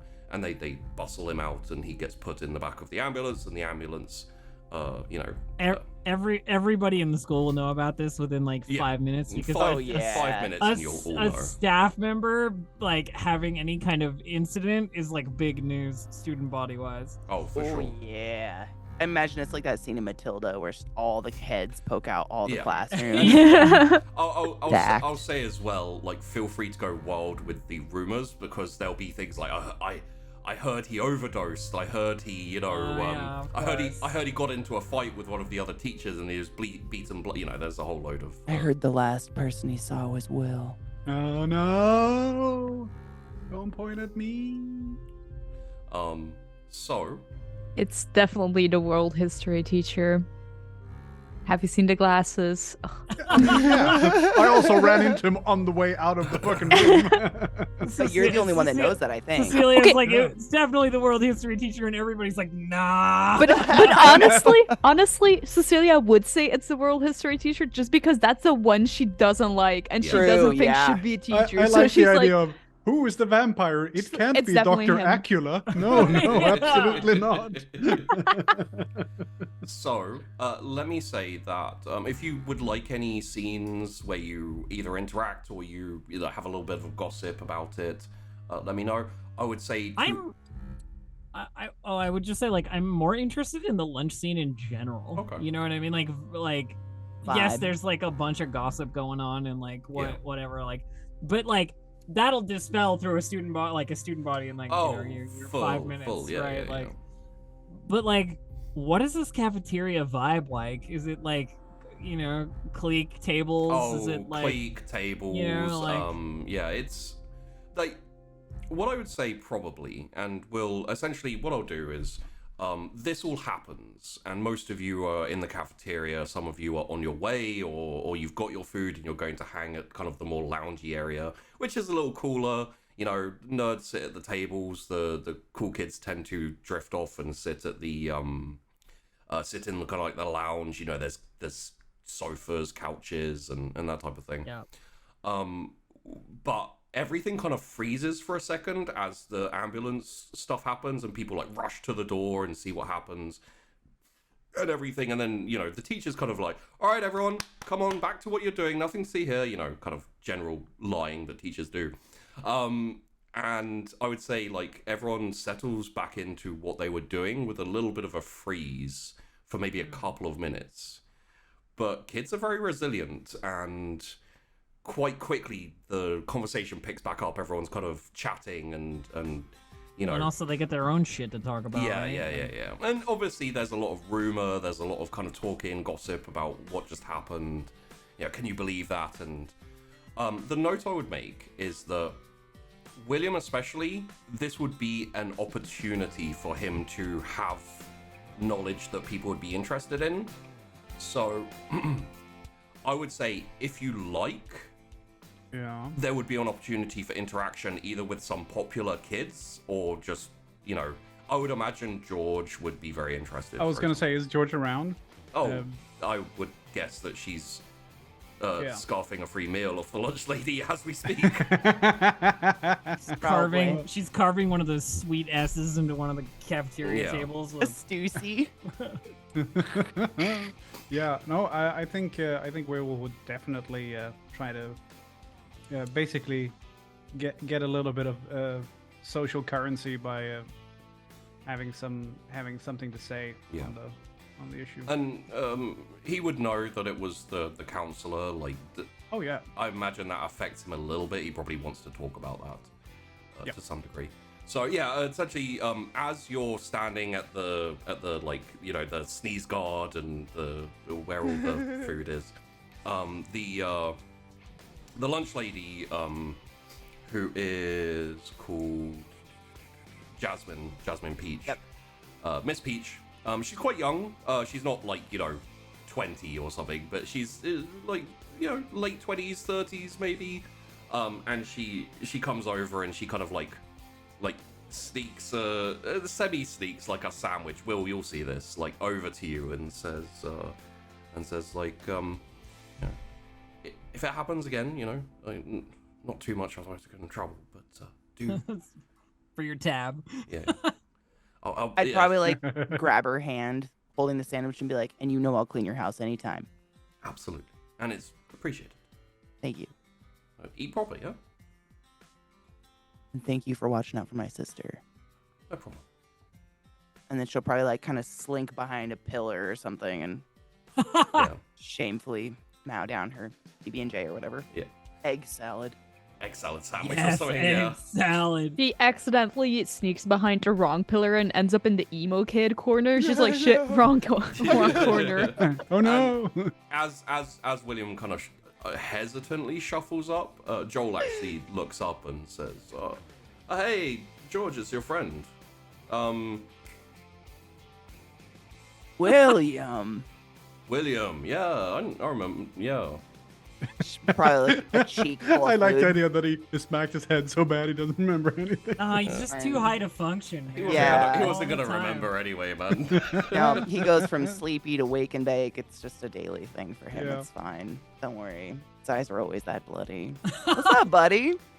Piece of egg salad falls out of her mouth.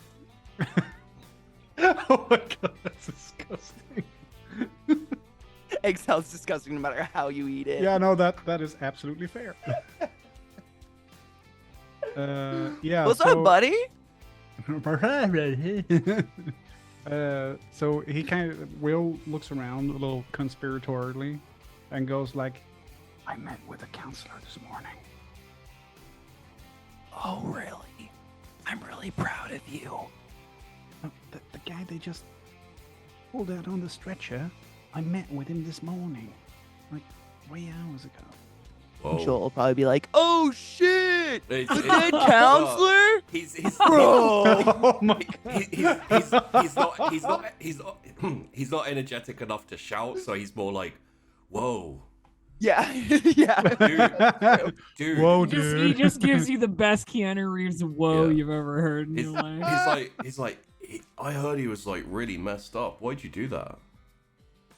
Wasn't me. No, Didn't you just say you were the last that's person good. to see him? Yeah, keep that story, man. Otherwise, you'll have the police coming around to your house and they'll be like, "Where is he?" I'm like, "I don't know, dude. I haven't seen him for like a day." Sorry, it's been a long like day or two, man. Like it's stressful. It's Thanks cool, for the man. It's cool. support. Just chill. You're cool, bro. I'm good. I'm good. Great. Yeah. Will kind of goes, thanks for the support. Anytime, man. This is it. So, like, I'm was gonna he get a okay? sandwich. And then Okay, he, bud. Don't. Maybe not the egg salad. She says very quietly under breath. he So, goes off to get some food. was he okay? Like the counselor? Yeah. No, he was fine this morning, but I ran into what was it? What was it called? Ashford? Reuben Ashford, but Mr. Ashford. Ashford. would probably- Ashford was it? I ran into Mr. Ashford on the way out, and he went in after me. So he might have been the last one to see him.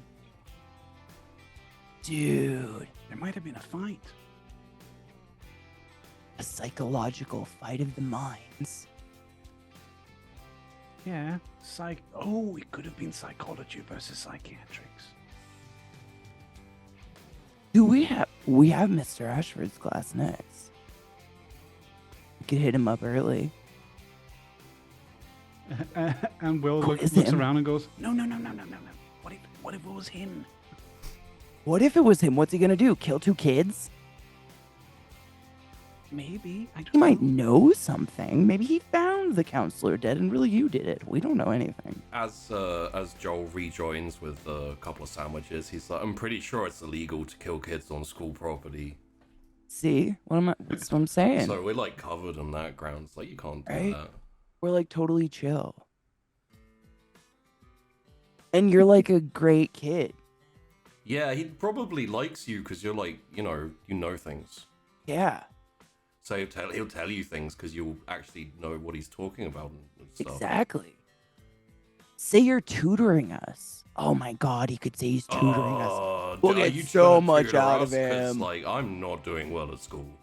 Bro, I haven't been to that class ever. No, we went to that class yesterday, right? We love did? I'm pretty sure we did, yeah. Because he was there. Dude, you're right. That's Yeah. wild. Remember he had the glasses? No. And he talked about Pompey or something, probably. How do you remember that? I don't know, like some stuff just sticks with you, you know? That's fucking wild, bro. It's like ancient Greece shit, you know? It's interesting. Your brain's like a labyrinth, man. Love to dig into that shit. Man, I get lost in my brain. Wild. How do you sleep at night? Sometimes I don't. I believe that. Yeah. Will, what's up, Hey, bro? man. What's going on? So, you gonna do anything or? I'm sorry, what? About what? You know what? Forget it. Forgotten, man. No problem. Will, I'm fucking with and you. It kind of goes back to. She'll grab his arm. Yeah. Fucking with you, man. Fucking with you. Joel is not, but I am fucking with you, man. We'll do something. We'll check the teacher out. Yeah. Okay. Say you're tutoring us and you need some workbooks or Oh, some no, shit. he's not really my type. Shut up, man. Alright. I Cool. think I love the idea of George and Will both deadpan just turn to him and go, "Shut up," at the same time. Joel. Yeah. Yeah. Joel, eat your sandwich. All right. Plan. Jinx. We'll go like 5 minutes before the bell. Look responsible and shit. I'll bring a book. Okay. Joel, you have books? Probably. Where's my locker? It doesn't matter. You got some books. We've got books. We'll do this. Yeah, I got books. I can find books. It's like the library, right? That's where they have books. Yeah, we'll find books. Don't worry about it. Don't eat your sandwich. Will 5 minutes before the bell. We'll meet you in front of the class. Deal. Do we know how the counselor died? Is he dead? Do you know how the counselor died? I don't know if he's dead. We Do should you know probably why? find out if he's dead before we ask him why he killed him. 'Cause Yeah. if he didn't kill him, that's gonna be awkward. Shit. Good idea. Good idea. Will. Yeah. Don't be spreading rumors about dead counselors, bro. That's Then she'll like weird, man. sock him and walk off to smoke outside or whatever. Yeah, and Joel will go with. Slink off eating his egg salad. Cool. I can literally imagine the physical place at my high school where George and Joel would smoke. You know what I mean? Like I can imagine the exact alleyway. We had this wall. It was like one Yeah. wall of the school where there was just nothing on the other side of it, so no one ever went over there. Really? That's A what they did wall. at your school? Because the people who smoked in my school did it outside the window of the fucking classroom. God. They did not give a shit. So- And their teacher was like, you can't smoke on school property. And they're like, this is not school property. That's 4 inches over there.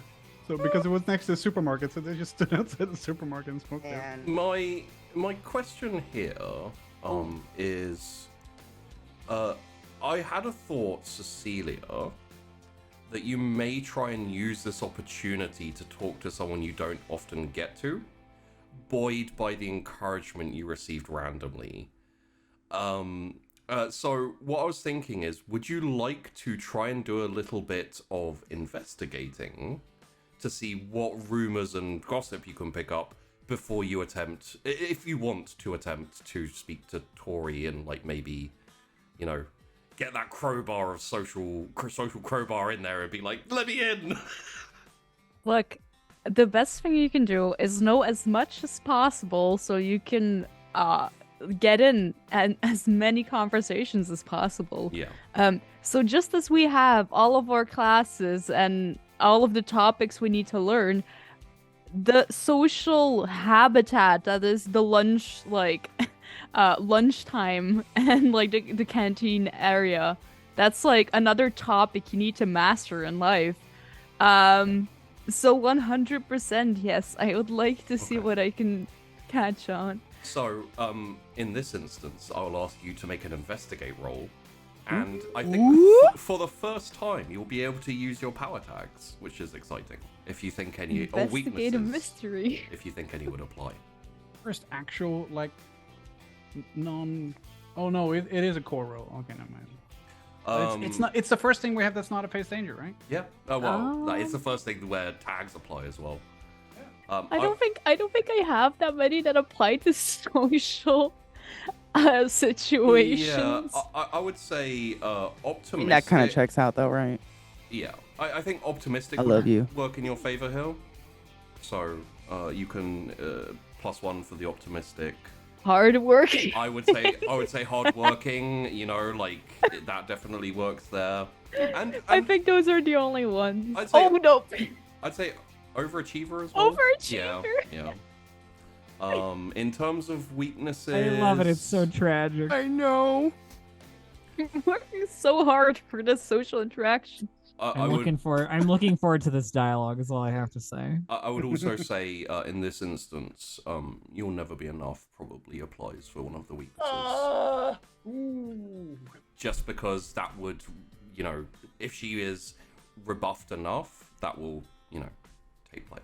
Yeah, you'll So- never be enough. Counts as a weakness tag. With, Alright. with that, could you please give me a investigate roll? Yeah. Darkness consumes. Oh, great success. A 14. There you go. There you go. So essentially, in this, you would be able to get clues. You'd be able to get 2 clues from me, but essentially, what I'll say instead, because you don't really need to ask me any questions here, I don't think, because you're not investigating the actual crime, you're investigating the rumors. In this instance, you can be pretty accurate as to what actually happened. Plus, if you'd like to make up some rumors that you will have heard that are like salacious or interesting, might grab their attention, you can have, you know, like a few kind of like your own creation. Nothing like a catty rumor. Yeah. You know, like maybe it's like a lover's quarrel or something someone heard, you know. So you're basically telling me that I get to know, like, I get a fairly accurate view on things, Yes. and I get to insert a few of my own things? Oh, absolutely, yeah. Okay. You look, win.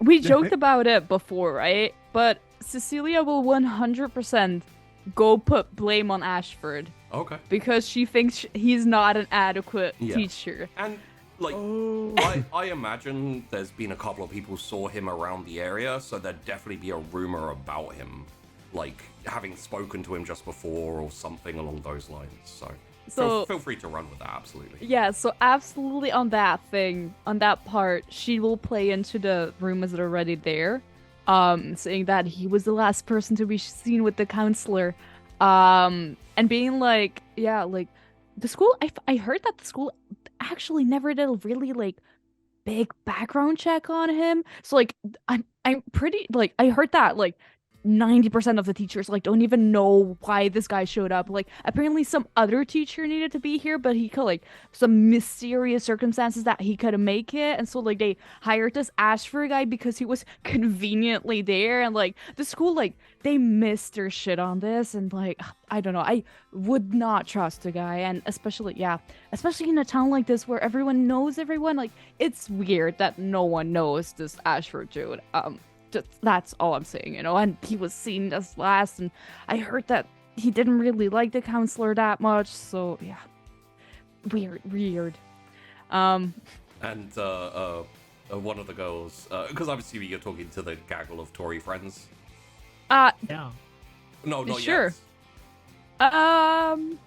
This Is is you know this what? just Sure. like, is this you getting your rumors straight, or are you telling us the rumor? Well, that's the thing, right? This is the rumor that Cecilia is starting. Okay. I don't think. I first want to hear what the actual thing is that you'll give me, because depending on which one is most interesting, she'll probably tell that in, like, Tori's group, right? So because, like, the rumor that you get, which is essentially what happened, is that he was found unconscious in his chair. The emergency services were called. They turned up. They basically put him on the gurney and took him out, and he didn't appear to be injured in any way. Like, there's no bruises, there's nothing there.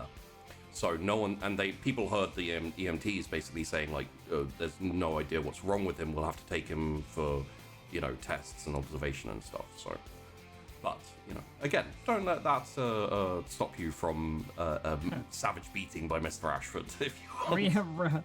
Reality should never influence good fiction. Especially in teenage rumors. Like, geez, that's gonna... So, if you want... Never let... What was the quote? Is it never let facts standing in the way of a good story? Something like that? If you want, I'll set up for you where essentially Tori and her friends would 100% be talking about it, and, you know, like, oh, I wonder what happened, you know, like, do you really think that... he has, like, an ex-wife from out of town who came in and, like, beat him with a rebar? Like, that's what I heard. Totally eat into it. okay. And there's an opportunity, and correct me if I'm wrong here, Tori. There's an opportunity here where, like, the friend group is a little bit more open than they usually are, and they're interested to hear. So it's an opportunity for someone who has knowledge. Oh, or whatever. absolutely. If there's something to be said. Yeah. I think, yeah. So I think Cecilia will try to take the opportunity. Yeah. So to frame this a little bit, if I can. Oh yeah, sure. I think this is probably like lunch table discussion. You know what I mean? Like trays in front of them, like talking about like what is going on, you know, like and Nicole's off on some stupid theory, like she usually is. Which everyone else is kind of poo-pooing a little bit. Dumb to say, and she gets to the end of it, and then there's that moment where you could insert yourself if you wanted to. You're like walking past with your tray. You've just stopped next to them, and they're kind of like there's like a lull for a second, and you realize that they're talking about it and they don't know what's happened. Yeah. I think to frame the situation as well, then I think Cecilia would hesitantly at first, because this is like she desperately tries to do this all the time, but it like there's some part of her that's like expecting to either not like be turned away or like just no one listening or stuff like that. But I think she will weave the two things into each other. So she will use the things that she knows that happened, so the unconscious thing, but she will still put Ashford in there, because like just plainly telling like, oh, he was found unconscious in his chair, that's like nothing interesting, right? But then she kind of like leans in and like, oh, so I heard, like, come back. So she walks over, she stops with her tray in hand, and she just like slowly starts to speak. Well, I heard that Mr. Ashford apparently was the last one who was seen with him, and so Tori stops you mid-sentence and goes, "You're not just gonna stand there, are you? Sit down." And yeah, as you like break in, there's a little bit where all of the girls kind of like they don't look at Tori in like oh my god, but they look at it in a kind of like, are we bullying her or are we actually like accepting her here for, you know, like what's the strategy? Tori hasn't decided yet, so we'll find out. I know. But they're trying to like pick their cues off you, and you'll probably notice this to a certain degree, Cecilia, where they're kind of following her lead. So probably Nicole like slides over a little bit to make space for you so you can sit down. And even though they're taking Tori's lead, they do also all turn to you with this kind of like yes. This is putting a lot of pressure on Cece. Yeah. So she like has like a moment of like hesitation and like stutter, and then like just lowers herself, but like very hesitantly, all of it. And she also keeps her hands on the tray, right? So she's not comfortable really, but like she's not comfortable, she's not used to the situation. She's not expecting to sit down for long, is like the vibe that I'm getting. Yeah, you know what I mean? definitely. Yeah. She's not used to this. She's like like a deer in headlights almost.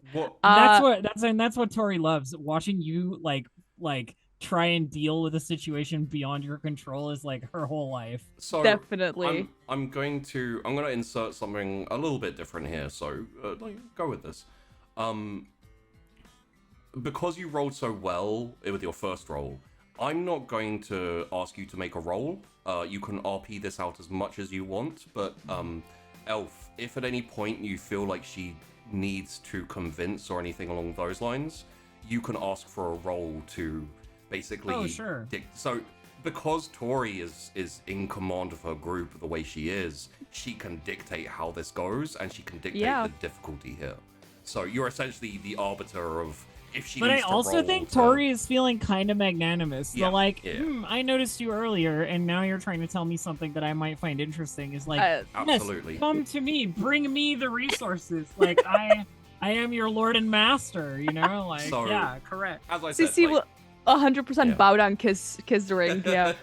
As I said, like I'm not going to dictate any like role or difficulty here, but you, Tori, you 100% can.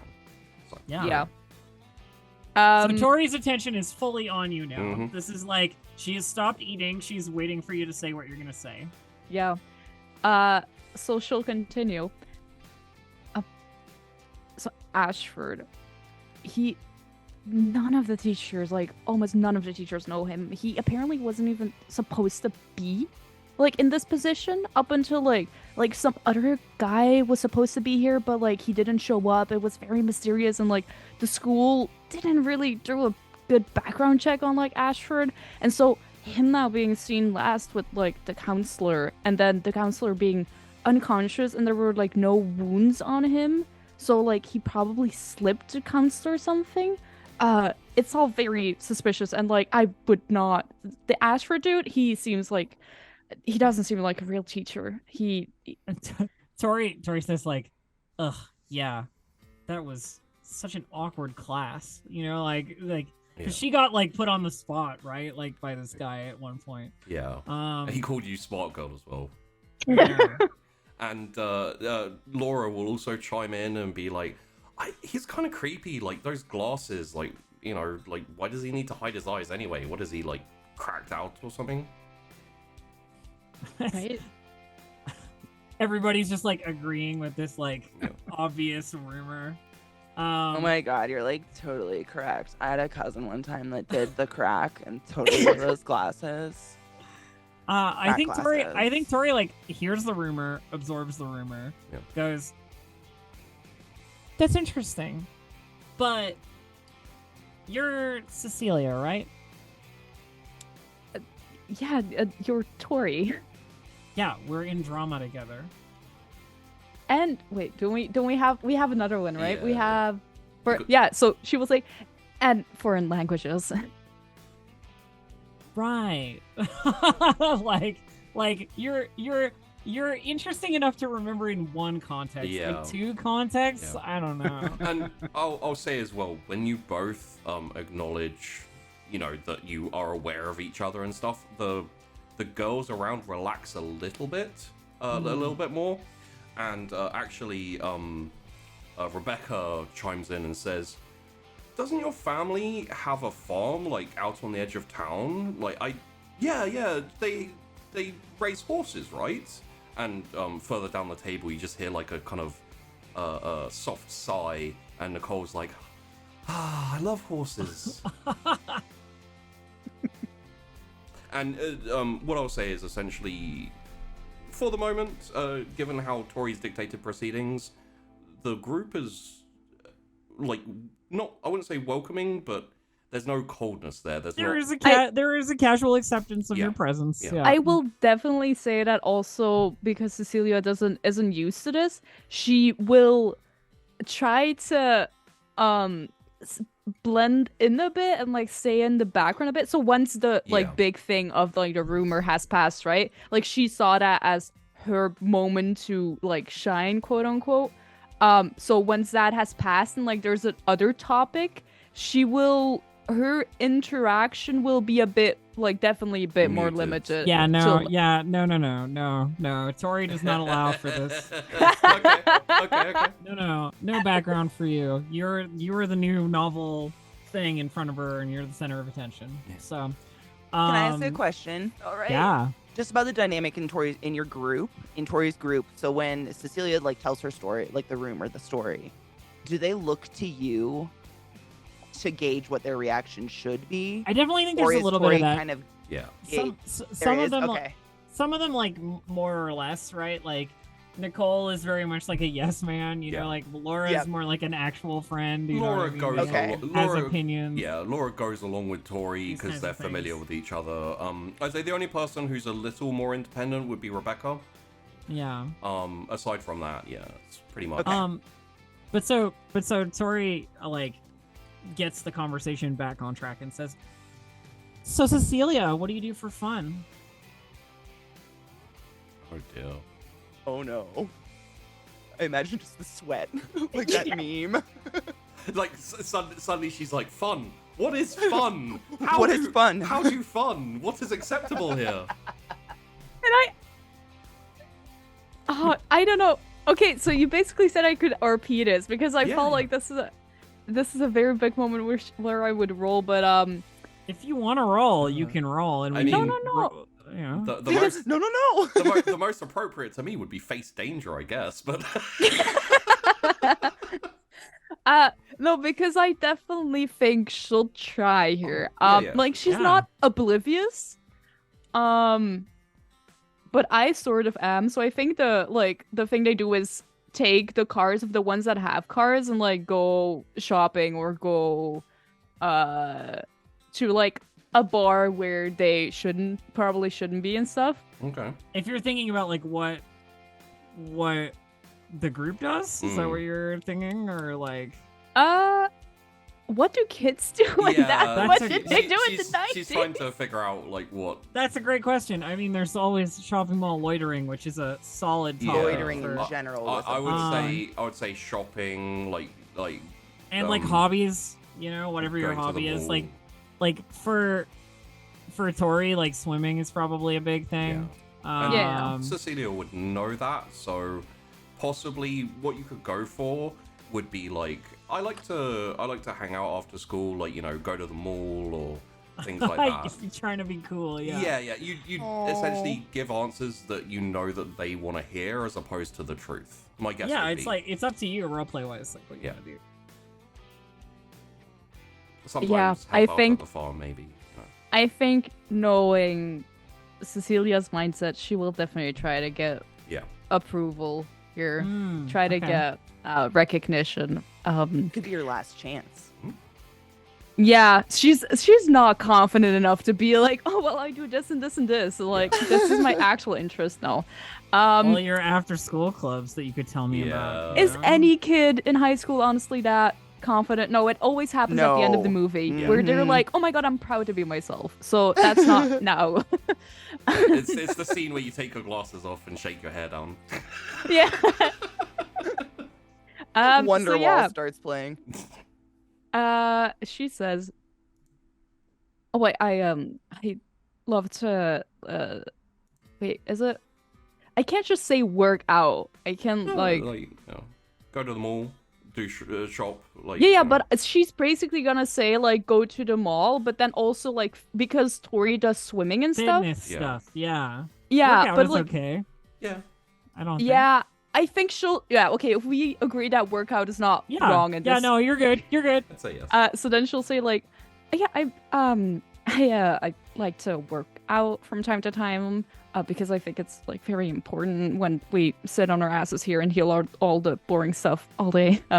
And like go to the mall sometimes, like with my car with some other friends. Oh, there we go. I feel like Tori like leans in a little bit, and there's a small pause where you're not entirely sure if she's gonna agree with you. Like, Yeah. there's this momentary like breath of air where it's like this could be where she just like rips my ass a new one, but Like but sweating. then she just goes, "Oh, you're so right. They all think this just happens, you know, like And like the tension in the group kind of like fades. There's a little bit of tension there. It kind of fades, and everyone like chimes in and agrees and talks Everyone's about, you know, shoulders drop. Going forward, because I think we're going to move on. Yeah. Does Julia's Cecilia dying. does Cecilia stay with the group and go to the next class kind of in a group, or does she? Oh, I think 100%. As long as she like doesn't get the cold shoulder, Yeah. she'll try to do that. Kind of But like she Fade She into the is background like- if she can. Huh? Kind of like fade into the background when she can. Where she's on edge, my Yeah, man. yeah. So she doesn't know how to react. She like kind of feels bad. Like maybe if they're walking or stuff, like she'll maybe kind of have like a moment of like feeling bad, but then she's like, no, but this is good. Like this hasn't happened up until now. Like this is huge. all Tori was gonna do is be like extend an invitation at some point to join them to go somewhere, Okay. like to the mall or whatever, you know. we could. Like- Yeah. Like you're- the whole like I need to judge you in another context. This is not enough. Yeah. You're Another gonna make me environment. sweat in another role-playing scene. I imagine. I hope so. That's my whole goal, right? I imagine in her head, Cecilia, as she kind of like, you know, semi gets absorbed into the group, at least for now in her head. She's like, I'm gonna have to make some friends so I'm not a liar. Like, in case they check my background and find out I have no friends. I think she's definitely like, yeah, that's definitely her idea right now. It's like maybe depending on what she has to do and after school, she'll try to get working on that. Yeah. Okay. We'll slide That's so off heartbreaking. Yeah, please. into if George and William are wanting to still confront Mr. Ashford. Not confront. William is not down for confronting anything. I know William isn't want to, and that's not his intention. William but- doesn't know that's what he's Like, gonna do. Turn but up yeah. early. Yeah, sure. Much- Confront. Much like how the previous proceedings was dictated by Tori, I feel like these proceedings will be dictated by George more than William. So I would never. Would you guys like to have that happen? Yes. Oh yes. Yes. Oh yeah. In that case, please allow me to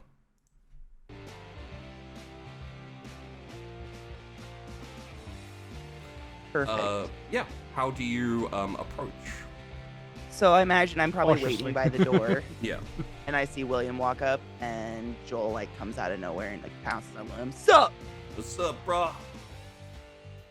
And then we'll like, before William can even ask, like if there's a plan, we'll probably just herd him into the Yeah. room ahead of us. Mr. Ashford is in the classroom. He's not getting ready or anything. It just has his briefcase. It's open. What is he doing? Nothing. He's just standing there, like looking out at the tables, at the desks. Hello, Seems fellow pretty humans. I know, right? Beep boop beep. 101 error. What are you doing, Mr. Ashford? Human stuff? I'd probably like stand there awkwardly for a second, just like look back and forth between the two dudes and back to the teacher, just staring out at nothing, and then like push Will forward. And he turns his head. Yeah, when George pushes Will forward, Will kind of goes scraping with his shoes and like, no, and spins around and stands behind George. Precious.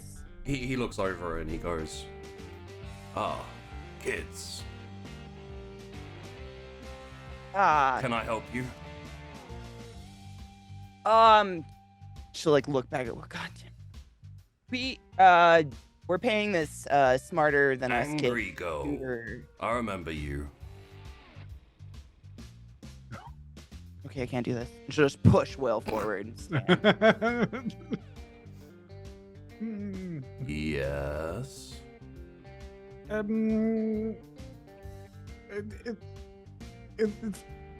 Tutor. Is it going to be something that I can take notes on today? And he completely chickens out on the plan. He just like diverts to something completely separate. Because I didn't get to take too many notes last time, and I was hoping it would be something we could take actual notes on. Well, little man, I'm here to teach you. I'm not here to tell you what notes to take. That's on you. So if you didn't take notes and you didn't learn anything last time, Oh no! I that's learned. on you. I learned. I just didn't know what to. No, like, Joel's gonna pipe up. Bro, you don't need to take notes. You remember everything. You remembered this dude was the last one to come out of the counselor's office. Or go into it. What was it? See, I don't remember that stuff. You're like super smart.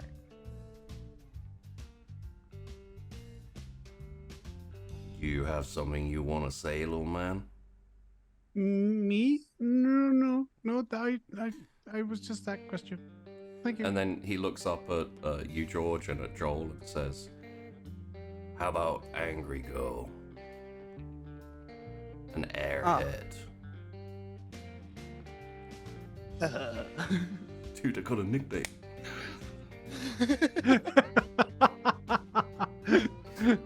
That's not a good nickname. Mom. Will's gonna tutor us, so we just were wondering if there was extra work we could do. Always. Should be doing it already. Did we have homework? We didn't have homework yet. No, but Sure. you can read, right? Both.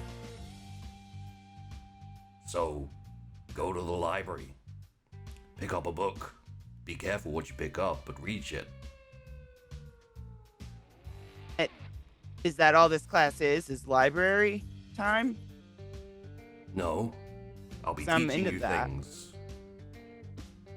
about history. That's what this class is. Things that happened. Will help. He looks back at you. Will doesn't have anything to say. He's just trying to disappear into the ground, and failing that, trying to blend into the school bench, whatever is next to him. Like, I'd probably notice he was shaking or whatever and be Yeah. like, yeah. okay, well, I guess we hired a terrible tutor, didn't we, Joel? Oh, it's time for class, I guess. We should just take our seats. All right. This was To, very like, productive. push Will, because he's not functioning anymore. I'll see you all in class. Thank you so much. Can I ask if you knew what happened to the counselor? Yeah. What happened to the counselor? He fell unconscious. Why? Probably because he couldn't stay conscious anymore. Checks out. That's... Okay. Thank you. Happy to I help. should just walk into the hall realizing that I think that's our next class we were going to go to anyways. So now I got that very awkward, like turn back around. Yeah. Shit. Like We Ashford just turns around, head to the whiteboard, and just remains silent there. As you walk out of the class, the bell rings. I'll probably like do that awkward like circle. Look for a water fountain maybe, and then just kind of make sure a few other kids go in first. I don't even have the track door of and Will immediately anymore. open it again. Oh, hi. Yeah, like I don't even know if Will's with us anymore because I'm just lost and like that was so awkward and weird. When you start moving towards the door, he scurries out ahead of you. Yeah. Oh, And bless his oh, heart. oh, thank fuck, I can leave now. Basically, is the mindset he has. So he's just. But you don't get to leave now, though. as you wait and you let a couple of students come in, like you then twist around and walk back in and try, nonchalantly try to go to your desks. His head turns. He says, "Oh, you're back. You ready to learn?" Yep. Got a library book.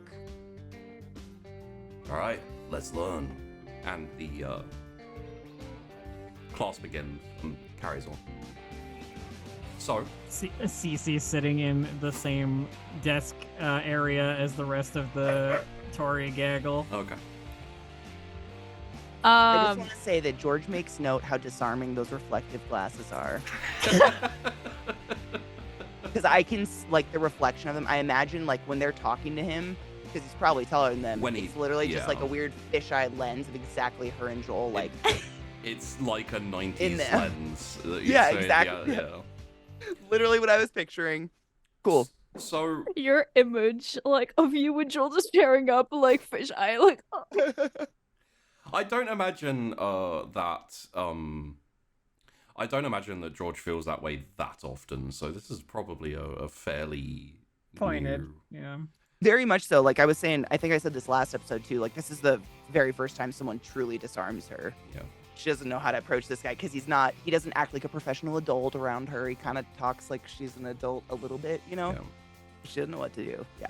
So, we'll close out the school day from here, and I will throw in a few little bits and pieces, which is essentially at some point during the day, Tori, Laura asks what you think about, she'll go, so Tori, what do you think about swimming today? Like, is it worth it, or should we just try another day? Like, do you have much on today?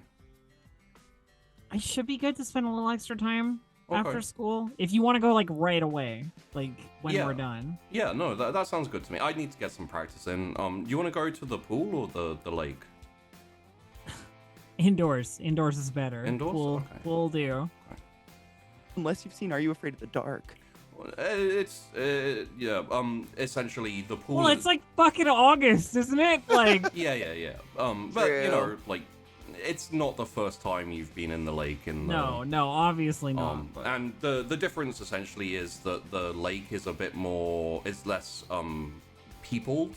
The pool generally has kids, and it's hard. Well, you know what then? If it's more likely I'm gonna be able to do laps, the lake is probably better because like the pool is gonna have people crowding, and we want to practice, right? So. And Cecilia, you'll probably still be in their vicinity or with them, I'm guessing, at this point.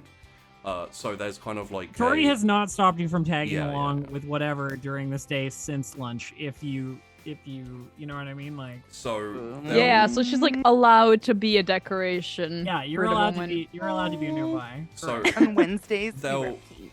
there'll be a essentially some of the girls will pipe up and say like, oh, can we come to lake too? We can you know, like bring our books and we can make an afternoon of it. Sure, why not? Great. And everyone kind of like starts planning and stuff. Cecilia, are you gonna go along with? You're implicitly invited by existing in the nearby space. Yeah, it's one of those things where they kind of have included you. People have looked at you, and it's implied that you're welcome to come along. That depends because like I briefly told you what my normal plan would have been for Cecilia after school. Yeah. It depends on whether or not we want to make that a thing, like whether or not she has a shift that she needs to catch or not. She doesn't have a shift she needs to Okay. catch. You know, like it's something. But it's also totally okay to make an excuse. Yeah, obviously, yeah, if you're if like you- socially awkward, you know what I mean? Yeah. If Cecilia wants to be like the way I see it, there's two options here where she's like, I've pushed far enough today, I don't want to risk anything, or she's like, this is my chance. I need I mean, to. the outside of school context is a whole nother place to be judged in. Yeah. Right? Like. So this would essentially be like, it would probably feel make or break for her as well, where it's like, I could maybe solidify myself being able to hang with these people, and that could supersede anything else, like, you know, going home, doing chores, or things like that as well.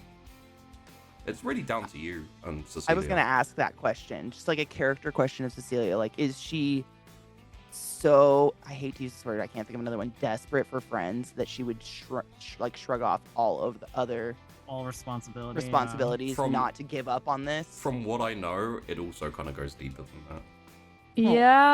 Yeah. Oh.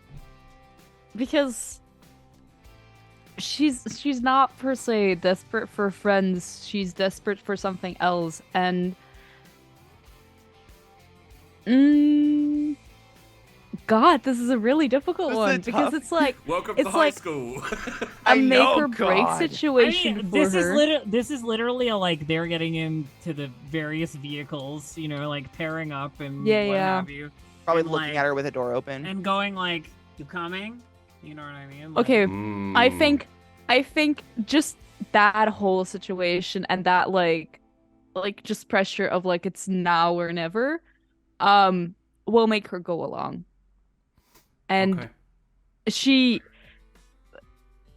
will make her go along, but she's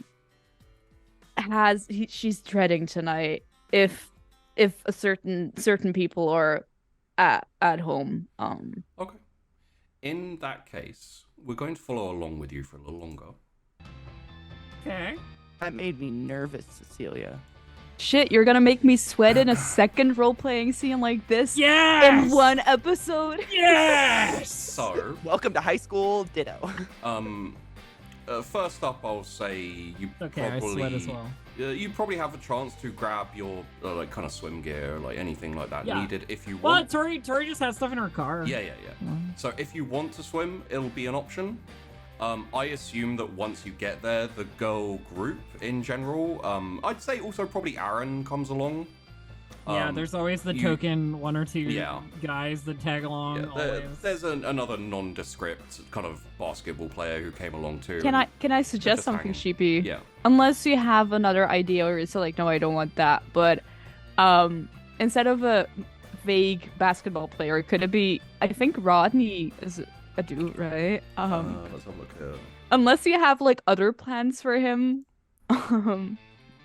it could be funny.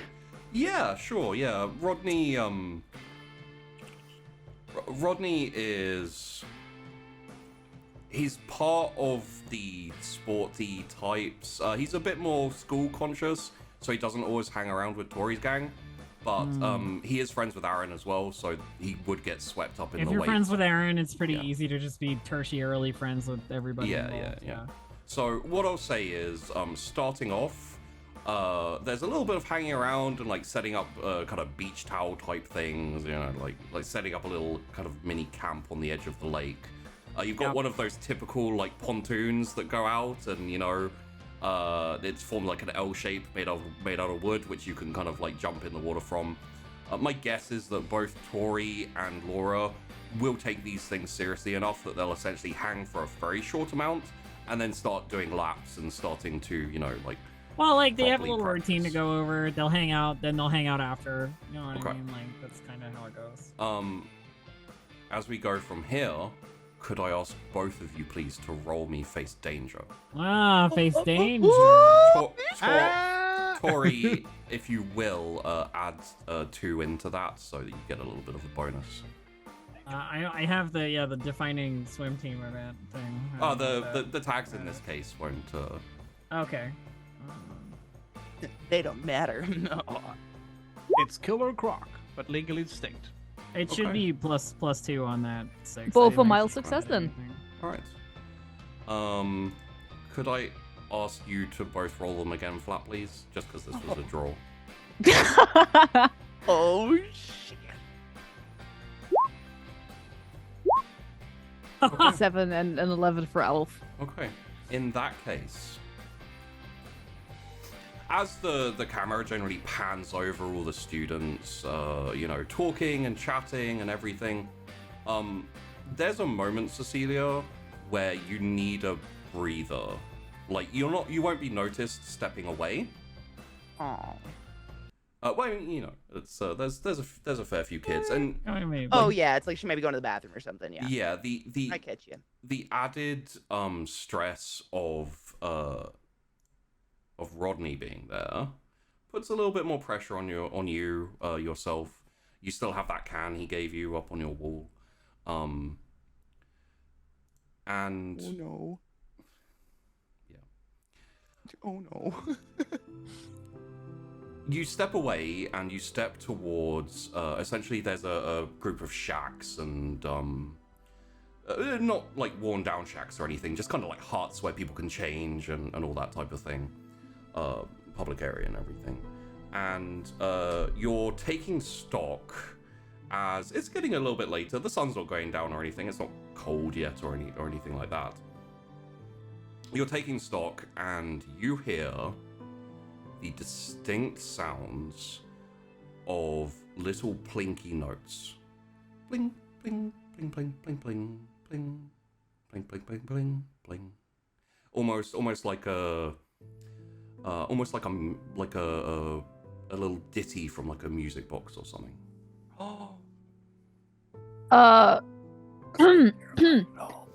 So like random as music box. No, just the sound of it. It sounds a little bit distant. That makes it better. Like from what you can tell, maybe around the side or the back of the hut.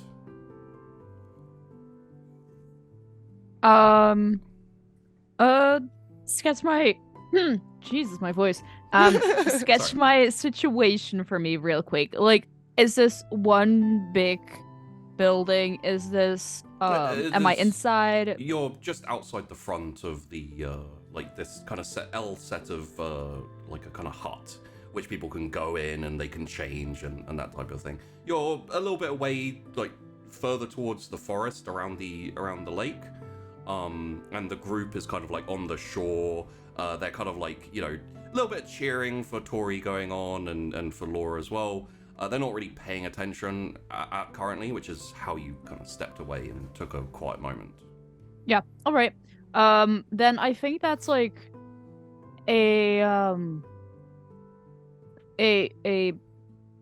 moment stimulus for like Cecilia to snap out of her mindset at that Yeah. moment, like because she was very much in her head going like am I fucking this up? Not Yeah. even like, not only am I here with all of the like popular girls, like Rodney is here as well. Like, what should I say to Rodney? Shit, like yeah, like am I doing this right? I have no idea. I don't know how to gauge their reactions. Like I don't know how well I'm doing. And then like fucking when I go home tonight, like I hope my mom is not there. I hope like I don't like she doesn't know that I was gone, and like she So she has this there's very much a turmoil going on about both this situation and the home situation, but as she hears the sound, it is like a snap, like, okay, but she's like, I can't just keep standing here. What I'll say about the music, it's plaintive. It kind of reaches out to you a little bit, and it feels like it kind of matches your mood, but also like comforts you a little bit. I'm not going to say you're compelled, because you're not, but there is something that kind of tickles at your brain that's like, what is that? It's not something you have to go at, but also there's a little bit of a impulse, maybe. Well, if you say that the the sounds are kind of soothing,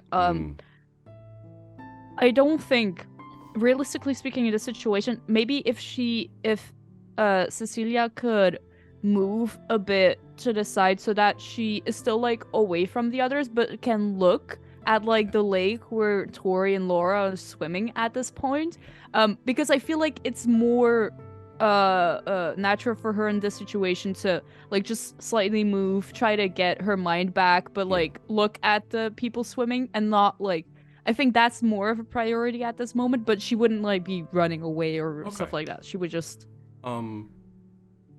as you like look at Tori and you realize that things are going pretty well. Like your neuroses, your anxiety is for the first time actually a little bit eased. And you feel good about what you've accomplished today. And that kind of goes hand in hand with this like little kind of like wispy plaintive music that's like coming out. Would you like to roll on this to see how like, or you can leave it down to RP as to whether you're like the impulse to kind of see where this music is coming from is there, but it's not something that compels you. It's something that seduces you more than anything else.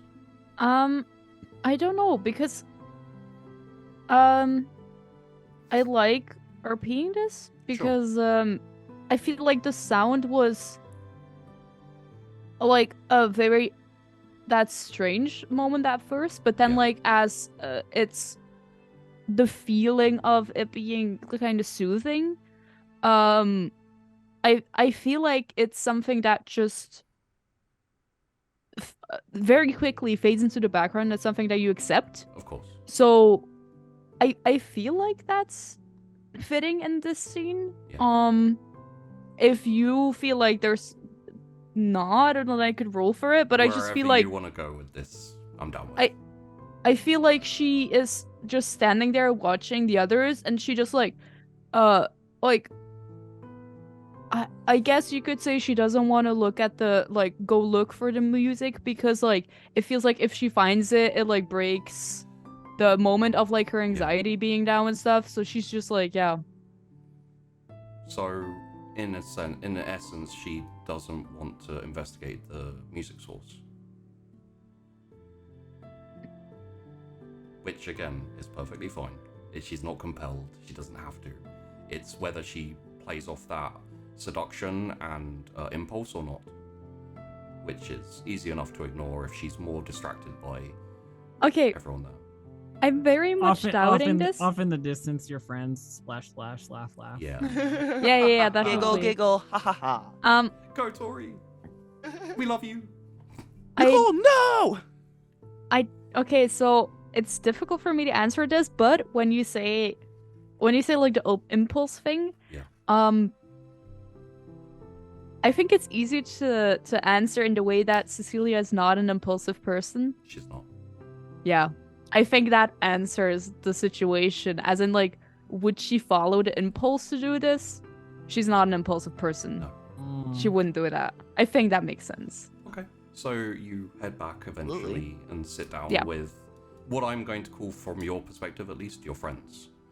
Yeah. As she walks away, she, like, briefly glances back, but, like, if she doesn't see anything, she just, like, raises an eyebrow, like, Moving on. Tori, you rolled a success, a great success, in fact. I did, a very great success. So I'm going to put this to you is there a moment where you step away, and is there an opportunity to hear this music? Well, it's by the buildings where you get changed. Right? Whether she has a moment by herself. I mean, I think her and Laura being the only ones swimming, she will definitely. She will have a moment where she's alone. Okay. So, in similar-ish fashion, but with a little bit more of a strong tone to the music. She's standing there watching her friends, Laura's just slowly getting out, and everyone's kind of, for a very short second or short space of time, Tori is not the center of attention. And you hear pling, pling, pling, pling, pling, pling, pling, pling, pling. And very similar to what happened to Cecilia, you feel a little seduced, a small impulse to figure out that music. Absolutely on the opposite end, because we know what's going on. In terms of we did the role play with Cecilia just now. For sure. And I have on my card impulsive. Yeah. So. Here we go. I guess we gotta check it out. Okay. That's so cool. Yeah.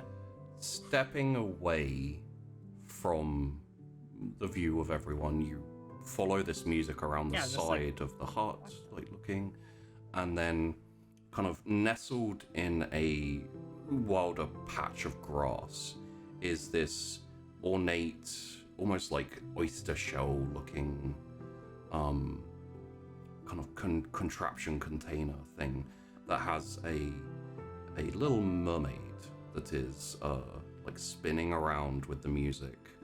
You get this feeling of you've been to the sea a couple of times at least, and you get that feeling of the music now feels more like waves rolling in softly and out, and it gives you this really peaceful feeling of floating in the water. Yeah, alone in the water is something that is great about swimming. You know what I mean? You tune it all out, and it's just vibes. I imagine that's kind of her solitude. The yeah, moment you go underwater. You can't be assaulted by anything, right? Good or bad, really. Yeah. So I think she she leans over to pick this thing up and look at it, because it's like a little music box thing, right?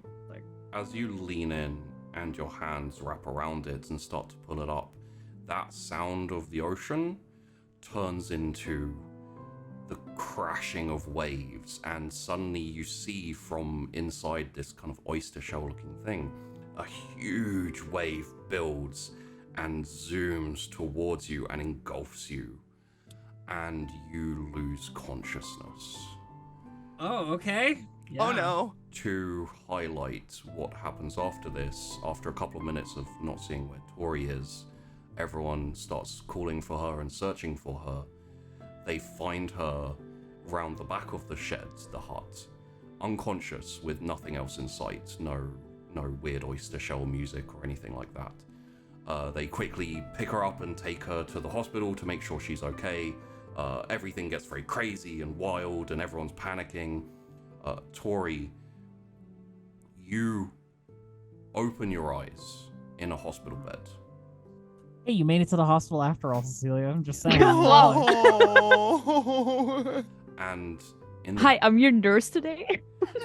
And in the, I imagine Cecilia, because she works there, will also be helping out. And when you open your eyes, Cecilia's probably the first person you see. Cecilia, when Tori opens her eyes, you're not sure, but for a split second, her eyes seem emerald green. There's a shimmer of emerald green. And you shake it off as nothing. But Tori, when you wake up, you hear the sound of the ocean crashing in your head. And as we finish the episode, could you please flip? You bastard. Could you please flip your student personality part? And you may take Siren. Oh, sweet. I like it. I don't. Tori's gonna be so much more cocky now. Oh god. No. It's gonna be even worse. You guys don't even She's know. winning, Sheepy. No.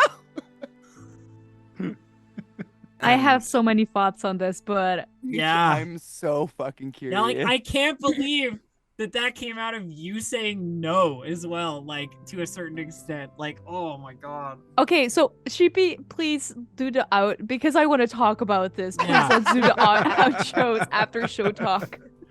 So, as another evening starts to fade, obviously, we will touch upon the other students and what they did in the afternoon too, because I think a couple of them have things they want to do. Quick question, is George heading towards that restaurant? Because Joel would suggest that they go check out the restaurant and talk to that waitress about Casey. Yeah. Would she Yeah, drag William with? Yes. William would... Okay, yeah, William would go. Okay. Williams. We drag So- William, yeah, but I'm just thinking we'd probably have to bail because Casey always hung out with her after we were out of school, which means her shift was probably a day shift. I'm assuming. Yeah. But she'd still be there after school for a while, so you'd be able to go to the restaurant and Okay. kind of talk to her while she's still working, kind of type thing. Yeah. So we'll visit that next week. Oh? However,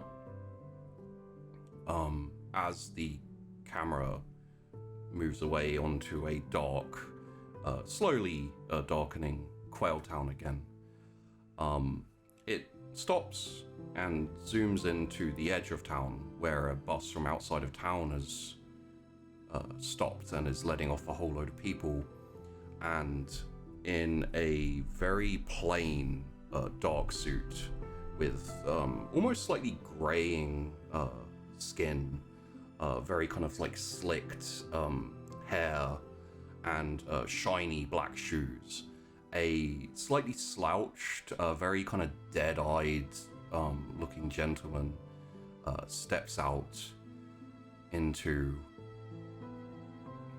the darkness that's slowly appearing in Quail Town. Sniffs the air, and for 1 second his back is actually straight before he slumps back down and kind of like his head is quite hung. And he says, "Smells like opportunity." And we fade on another day in Quail Town. And there we go. Elf, you okay? Holy fuck!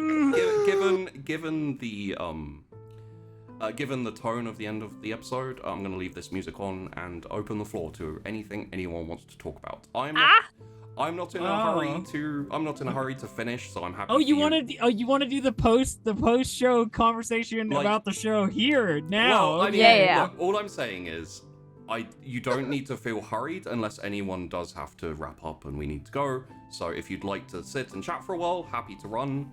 If not, then we can, have a few little talks and then wrap up. Talks, please.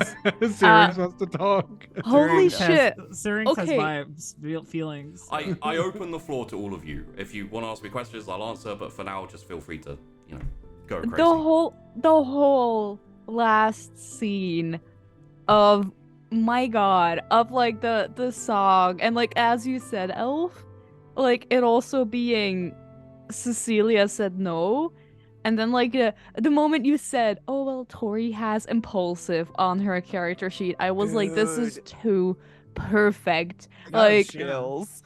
the way Cecilia has been trying to get closer to Tori the entire day, and then like in the end it turns out they're like very opposite to each other and stuff. Oof. Well, but also there's that dichotomy, right, of like she has impulsive on her card in terms of like as a person. Yeah. Her impulse was, I think I'm just going to invite this random person to sit down. Yeah. You know what I mean? Yeah. Like all of that is like pure impulse, right? Like right up until both of us have to make this choice at the end, Dude.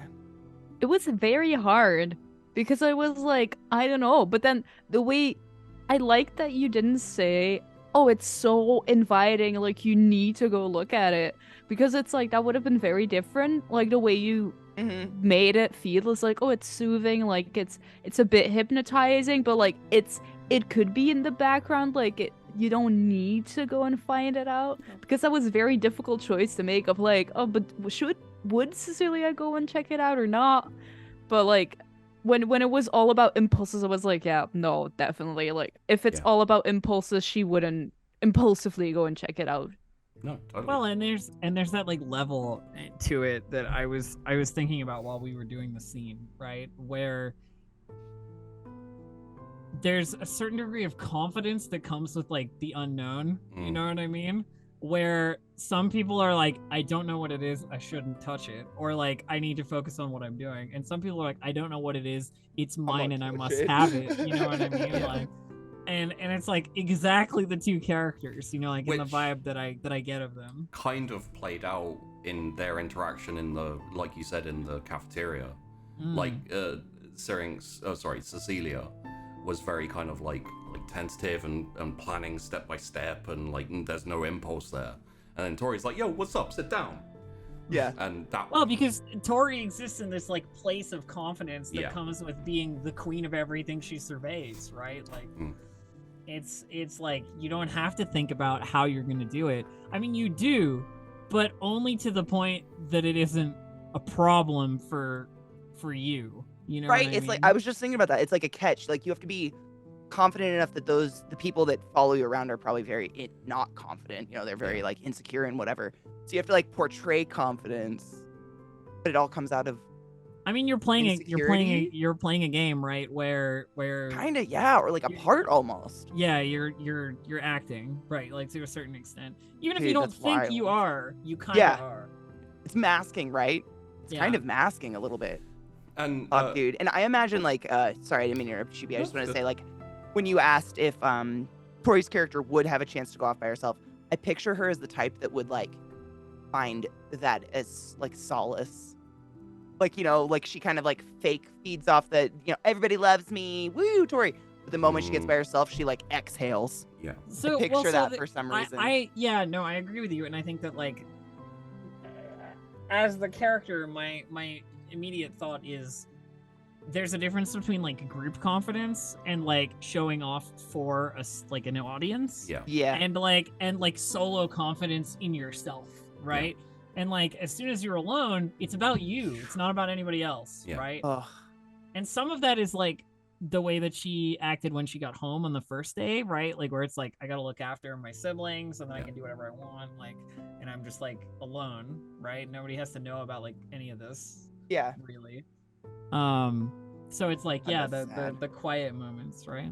Absolutely. And to give you all a little extra context, even though because Cecilia failed, the tone and the impulse was a little subdued because when you were in the biology class, interestingly, Tori rolled better and succeeded, which meant that she had already moved past a danger there. So she's not on that path at all, which meant she was more likely to follow. Which is why, Cecilia, your impulse was lessened, because you're already on another thing. So you already rolled a thing where you failed. Essentially the claim that the shell had on you was much more muted than it was for Tori. Because Tori, like what a perfect pairing for Tori, like Jesus. Dude, really though. But don't things you that think you could randomly fucking roll into? Don't you think it would have been interesting if Cecilia had? Oh, it would have that? been amazing. It would have been a completely different. It'd be so dangerous as well. Yeah. But like, yeah, like it would both be interesting because I don't know, you always have two options. Either it's like, because as you told us before when we started the show, there's like a lot of supernatural things that could happen to someone. Yeah. But like, you're always have the side where you're like, oh, I really want my character to get one that like fits, because like it just like for example Tori and being like a siren and stuff, it just fits very nicely. Yeah. But and that just like feels nice. But on the other hand, like it could also, I don't know, it could also be interesting to have like a very but I like story-wise, I really like the thing with Tori right now.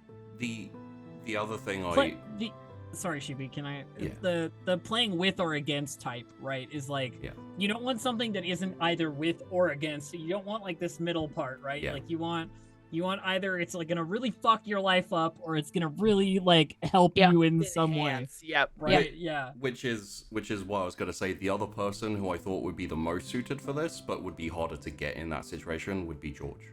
Yeah, George, Siren 'Cause George. that Yes. that would be interesting. It's very counter. So it was mentioned Very counter, right? It was mentioned in chat, and I totally agree. I love the counselor scene with the Dude, counselor same.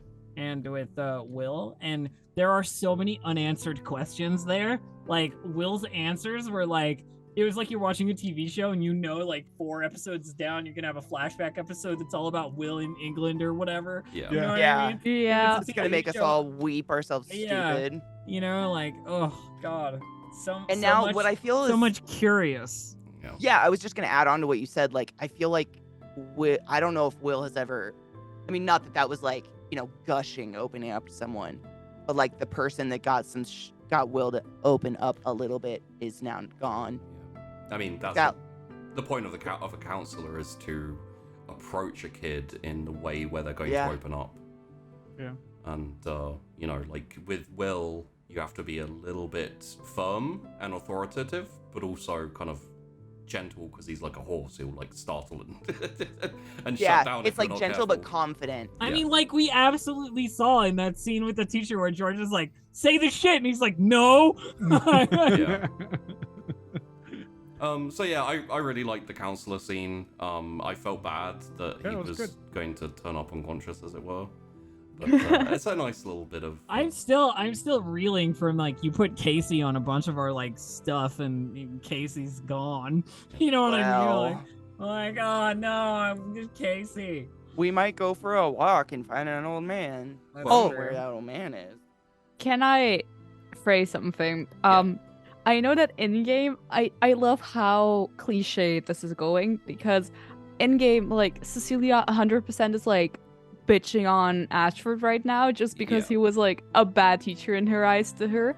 And, like, she's putting the blame on him. But if this is, like, a 90s show, 100% in a few episodes, Ashford will turn out to be, like, the guy who's stopping the supernatural in this city and who's, like, being the good guy in here. Like, 100%. Classic red herring. Can I just add, like, a random thought? Syrinx, that thank you for allowing me to embody some queen bitch energy, some mythic bitch energy. Oh man, you know, it was Mean Girls in my mind. I love being able to like play the character, but the character is kind of a bully, right? Like in like the way that social dynamic works. So I appreciate you sweating it out in those scenes a little bit. It was really fun. It was a really nice scene, and I really like how it went. Just the part where you ask, "Oh, so what do you do?" It's for fun. What do you do for fun? Yeah. Every innocent question in a conversation with a girl like Tori is like, and now I will judge your answer as if you need to know the secret code, and if you do not know it, then you lose. You know, like, and I will make sure you know you lose. Go ahead. No, go ahead. We'll finish. I was gonna say I had the idea of the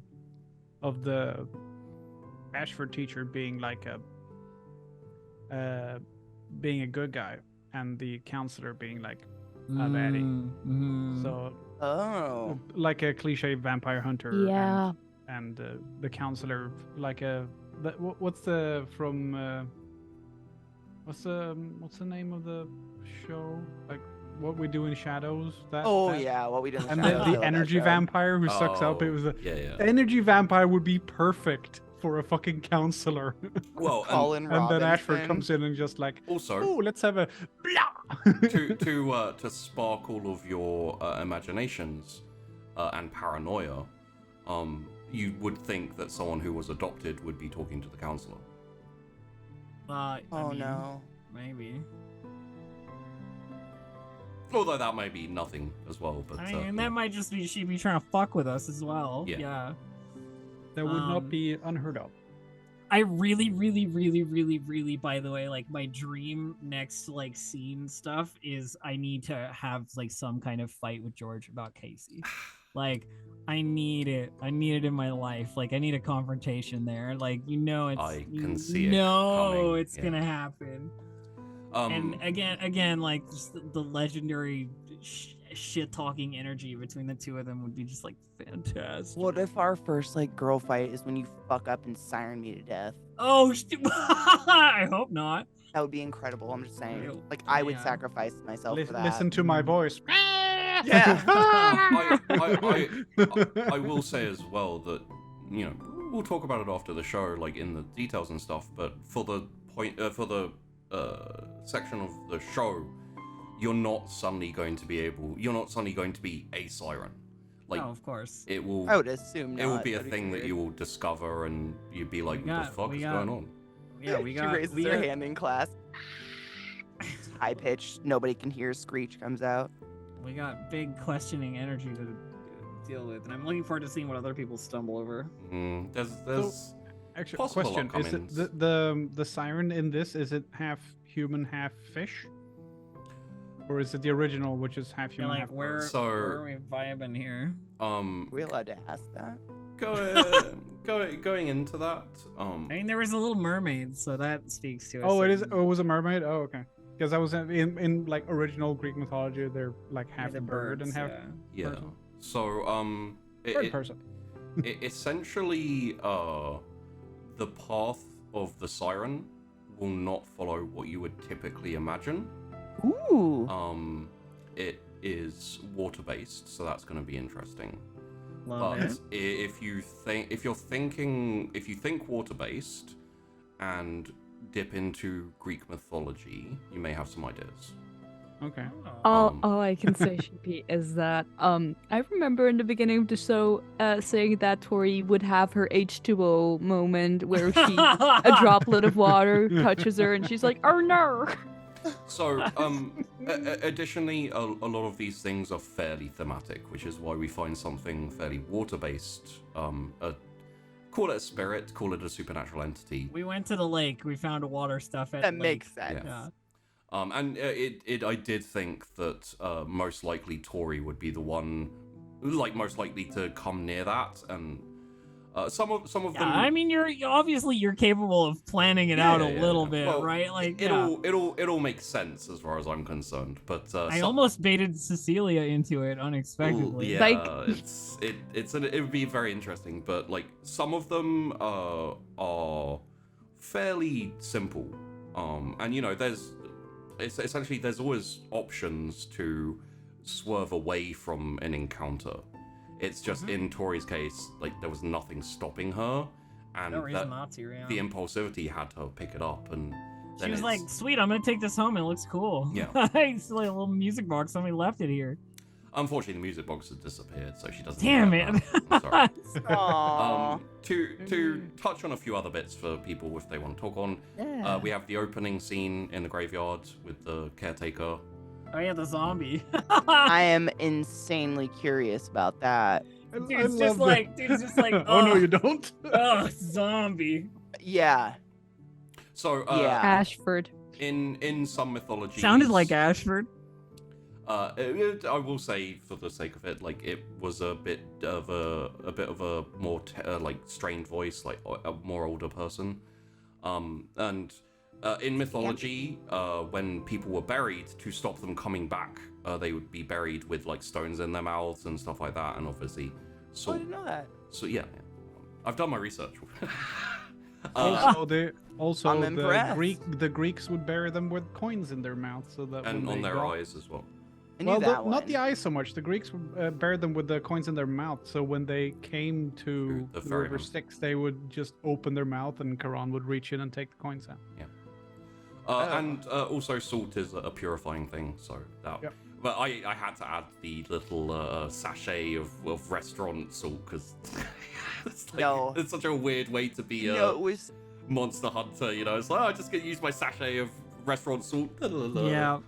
But But I mean, you can picture that human. Like, he probably has a cute little diner he goes to every once in a while, and he grabs a handful of those mini salts, puts them in his pocket casually. Yeah. Like, it's real. You make it have depth. It's cool. We also had the home scenes of William and George, which was nice after last week seeing Tori and Cecilia's home lives. George, Jesus Christ. I mean, sad for George. It wasn't as sad as y'all's, man. No, it was. It was absolutely sad. Was. At least for me, I can cry into my money, right? Like. And I think the addition of having a younger sister, like, I think the addition of having that was the part younger that broke sister my like heart. Alyssa was rough. And trying to like maintain their innocence and keep them kind of. Yeah, the whole like lying to them about like what is kind of happening, but like for the benefit of their feelings. Yeah. Being like, "Mom's a great mom. She's and home." The other thing that struck me is this very anti-George, right? Like versus the other stuff where George is just like, "Shut the fuck up, idiot." Yeah. Like, you know, and it's good. It's like a mirror of what I was doing. you can see as well that the cynicism or like kind of like reality is slowly creeping into Alyssa's life, where she's a bit cynical and a bit, just. Have you ever shot somebody? Like you're no parent. Yeah. What happened there? I love the with the burial scene. I don't know if anyone's seen I think it's like a short story, like a super short story or a comic or something, and someone the caretaker is working the graveyard, and he can hear like crying and banging from inside a coffin, and he's like, and he can hear someone say, "Please let me out, I've been buried alive," and he's like, and he says, "Are you like Emily Dickinson who was buried here?" "Yes, I am." "Well, you died 40 years ago, so whatever you are now, it's not human." And he just walks off. That, yeah. Obviously we got a little look at William's the expectations laid on him, and some of the restrictions, and obviously the difference between him and his brother, who was the one who sent the tape back. Also, chat, William does not watch curling. Get that out of your head canon right now. He does not watch curling. I think that was me and it was CK. definitely me and Al. No, I was curling. trashing back Curling and is forth. curling is throwing stones and sweeping up at the same time. It's not a sport. I could see you sweeping. No. Finally, Will curl if George tells him to. Finally, I'd say probably the only other one is the confrontation with Ashford in the classroom. Yeah. But I think that's I loved how much that showed William's character. Yeah. Honestly, Yes. the whole like this is what I know. This is the thing I know that I need to pursue. This piece of information. I'm gonna bring it to George, and then George is like, "Let's go fucking do it." And then William's like, "Oh no, I can't."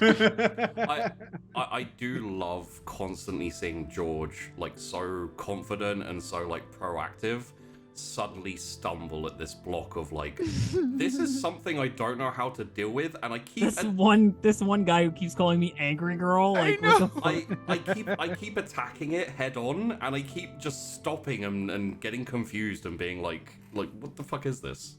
I think she goes in forgetting who he is. Yeah. I also love the idea that Will has been copying his homework from the math class, like all the time, just to avoid the conflict that could be someone asking to copy his homework. You just gotta wonder all the other work that goes into his life to avoid similar conflicts. Yeah. That was the thing. I was like, oh, that was easy. I was expecting to have like some pushback from this nerd. You know what I mean? Nope. And it didn't happen. Here you go. Go away. Because I know, like in my life when I had those conflicts, I'd be like, "You're not my friend. Why the fuck would I tell you?" Yeah. I'm sorry. Who are you? Yeah. Who are you, person who's never talked to me before? I just wanted to say, at the beginning of the show, I color coded all my notes and everyone's name, not knowing anything, and Tori is emerald green. Oh! I just noticed, and I was like, "That's creepy and weird." So that's that's. I did it before anything. You could say it's a mix of emerald and sea green. Under the sea. I did also answer what restaurant. Did you? Thank you. I just blanked on it the moment you said it because I was like in the moment. It is called Furies, and not the Furies.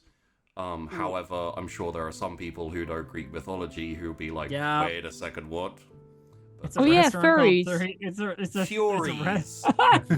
Yeah, furries, like the Greek mythology. Furries. Yeah. That's where they come from. The three Furies. I made a note where to put it.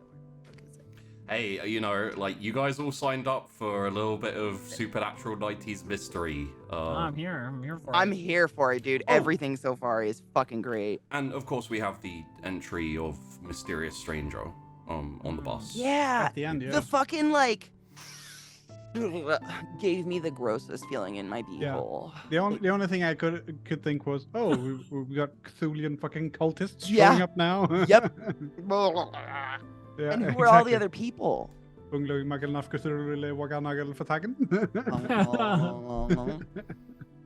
Just anytime I hear Cthulhu, I can't help but think of that dating game. I don't know. I'll link it. Yeah. Later. Oh, okay. one of the difficulties of like something supernatural in a setting like this is like, if you're suddenly like lightning, it becomes a little unrealistic because like if someone suddenly has the powers of Zeus and you're a high school teenager, you're like, sure, this will be fun, but it doesn't entirely track. So I'm also trying to layer in for everyone like the powers of Zeus. Well, just infidelity. Like just the fact that something's the fact that something's wrong here. Like something's unnatural, like strange people are turning up. You've got this weird gravedigger, who is kind of making sure that zombies don't rise from the graveyard that he's looking after. Like the thing with the counselor, like you may not notice it when you're just going about your everyday life, but in the background, things are occurring. And quite often in these scenarios, you'll see something supernatural, but you won't understand it's supernatural, and your brain like writes it off as something normal. You explain it with normal phenomenon. So it's possible that the counselor has been energy sucked by some weird vampire. But it's also possible that he just like didn't eat his lunch the previous day and was like, sure. Yeah, diabetes. And it's also possible that he was a monster of some kind, and Ashford was like, I'm going to take care of this, because I finally figured out which one it is. Suddenly I have a personal vested interest in figuring out if that's what happened. Yeah. And I'm sure that I think Tori will probably be on the fastest track to finding answers at this point. Because, you've made a wave, as it were. Yeah. And things when you put a ripple in a lake, things take notice if they're in that lake. Come on, sheepy. I'm not gonna leave. I'm just gonna wave. Stop throwing water metaphors at me. I'm sorry, but I have to. So yeah, that's episode 2 of the QT, and I wasn't getting watered down. I was expecting both of you to sidestep that for now. I wasn't sure that it would be enough to. When Sarnix described it as being impulse driven and them not having impulse and then impulsive being on my card, I could not. Oh yeah, that's the thing is I was like when you talked about it as well, I was like, oh yeah, of course she's gonna go investigate. Like she's got that confidence, she's got the impulse, like she's got everything needed to play it out in such a way that it would become. But I'd say so far everyone seems on track to be following along reasonably quickly. So as possible. I'm in no rush. I'm excited to see where Tori's shit goes. I'm stoked. You're in no rush, but you are rushing. Damn it! You are. How did you know? You are cruise missiling towards a couple of things, so we'll see how that goes. Deeply. Yeah, I think let's hit the outros. Everyone talk about themselves and what they do. You got the hot potato to jump it onto the next person. I'll go last because I'm the least important, and I can't go by who I made cry. But I think seeing as the counselor hit quite hard, let's start with a William. Oh, okay. And also LTD. Oh, Willie. Hi, I'm Lima's Little Tango. I play William. I had an emotional scene. Congratulations. And, now I feel. You don't have to be William anymore. Now you break out. Okay. Yeah. Hi, I'm a Undo a button. I'm a streamer and I play a French guy at the moment, and I also do leatherworking. And now I'm gonna have to do something in my deep ocean green leather that I still have, just to have a piece of right Tory on it. You gotta link it to me if you do. I could do that. So yeah, you can find me everywhere at Lima Zulu Tango. If there is no one called Lima Zulu Tango, I don't exist on that planet. Okay. Hot potato to Syrinx. Hey. Eat it. Hello. Hi, I'm Syrinx. I've been playing Cecilia. Been sweating my balls off this episode. Not crying for once, which is great. Yeah. I'll Take it make easy you on cry. you for I'll now. make you cry next time. Oh. You can go cry when you go take a little swim and turn into a mermaid. Okay, fair to turn it around. Anyway, go ahead. Thank you. You can find me at Syrinx on Twitter and Instagram. And that's it. And I'm looking forward to next week. Hot potato it to Katie. Hi. Sorry, I'm just rewriting my notes because I'm type A. My name's Classy Kaden. It's great to see you all. Thank you so much for joining us today. This was fucking great. I just have to say that last episode 1, I had 2 pages of notes. This episode, I have 7. Holy shit. Nice. So much happened. Did you so dictate? much. What that's the like fuck happened? Story important. Hmm. You know, not just like, wow, Cecilia's home made me cry. Like, you know what I mean? Just more detailed notes. But yeah, my name's Classy Katie. You can find me everywhere, Classy Katie. And I stream and stuff. Oh yeah. But you should support the Patreon for twitch.tv/@thewandering/thewandering. Yeah, not at. Katie, stop it. Because without that, we don't exist. And thank you all that already do, because the only reason we're here is because of you. Because this fool insists on paying us. So thank you from the bottom of my deep dark void. Hot potato. Hot potato to Tori, a resident. No, bitch. Mythic bitch. I was gonna say So- resident. I Bitch, thought maybe bitch was too strong, but nah. I don't She's mind, like I bitch, don't but also mind. like the bitch. Yeah, queen I'm saying? bitch. Yeah. Yeah. Hi. If you were entranced by my siren song this particular session, you can find me at twitch.tv/distractedelf or on Twitter at distractedelf, where I live. Right now I'm playing a lot of fighting games, so if you like punch and stuff, that's what I'm doing currently. And yeah, what Katie said about, you know, all the wandering in Patreon stuff, definitely do that. And Sheepy, go do the thing. Hello everyone, I'm Sheepdog. We talked about Patreon, but I will also reinforce that with you can pledge as little as like $3 if you want. Essentially what we're aiming for is to slowly ramp up in what we do. So currently we run one show, the Monday show, as a solid. And then we have plans for a Friday show, which will be more experimental, things like Dragon Riders, where we have players playing 2 different characters and like swapping things out. And then additionally, when we can, we're going to be doing some recorded shows, kind of pre-recorded offline shows. One of which is in the making, but I haven't announced it yet, so I'm just saying it's there. If you want me to ramp up and do more stuff, I have plans to bring in more GMs, talking to people. You know, maybe people here want to GM even, because I'd love to put anyone interested on to doing a show. Yeah, the more support we get, the more I can do, and I don't foresee this being a place where I'm like, hey, now give me money so I can profit. I'm essentially just like, give me money so I can do more shows. So yeah, take that into consideration. The Discord, the Twitter to get notified, and if you do become a patron, you can join in the Discord.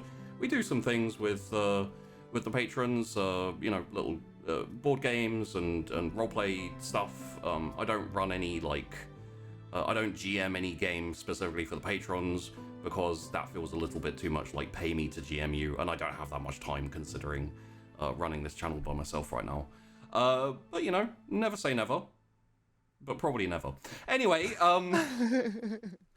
thanks for watching, everyone. I hope you enjoyed the second episode. It's looking like we're in for a very fun show, which I kind of felt in the first episode as well. But I like that the characters are coming together a little bit, so we can like merge scenes. I into, like, love the two way you people. transition. Oh my god, you reminded me. I'm sorry, Elf. The way he Yeah. like goes, and we pan away from George and let my dog is humping the other one. I'm so sorry. That's It's fine. making my camera shake.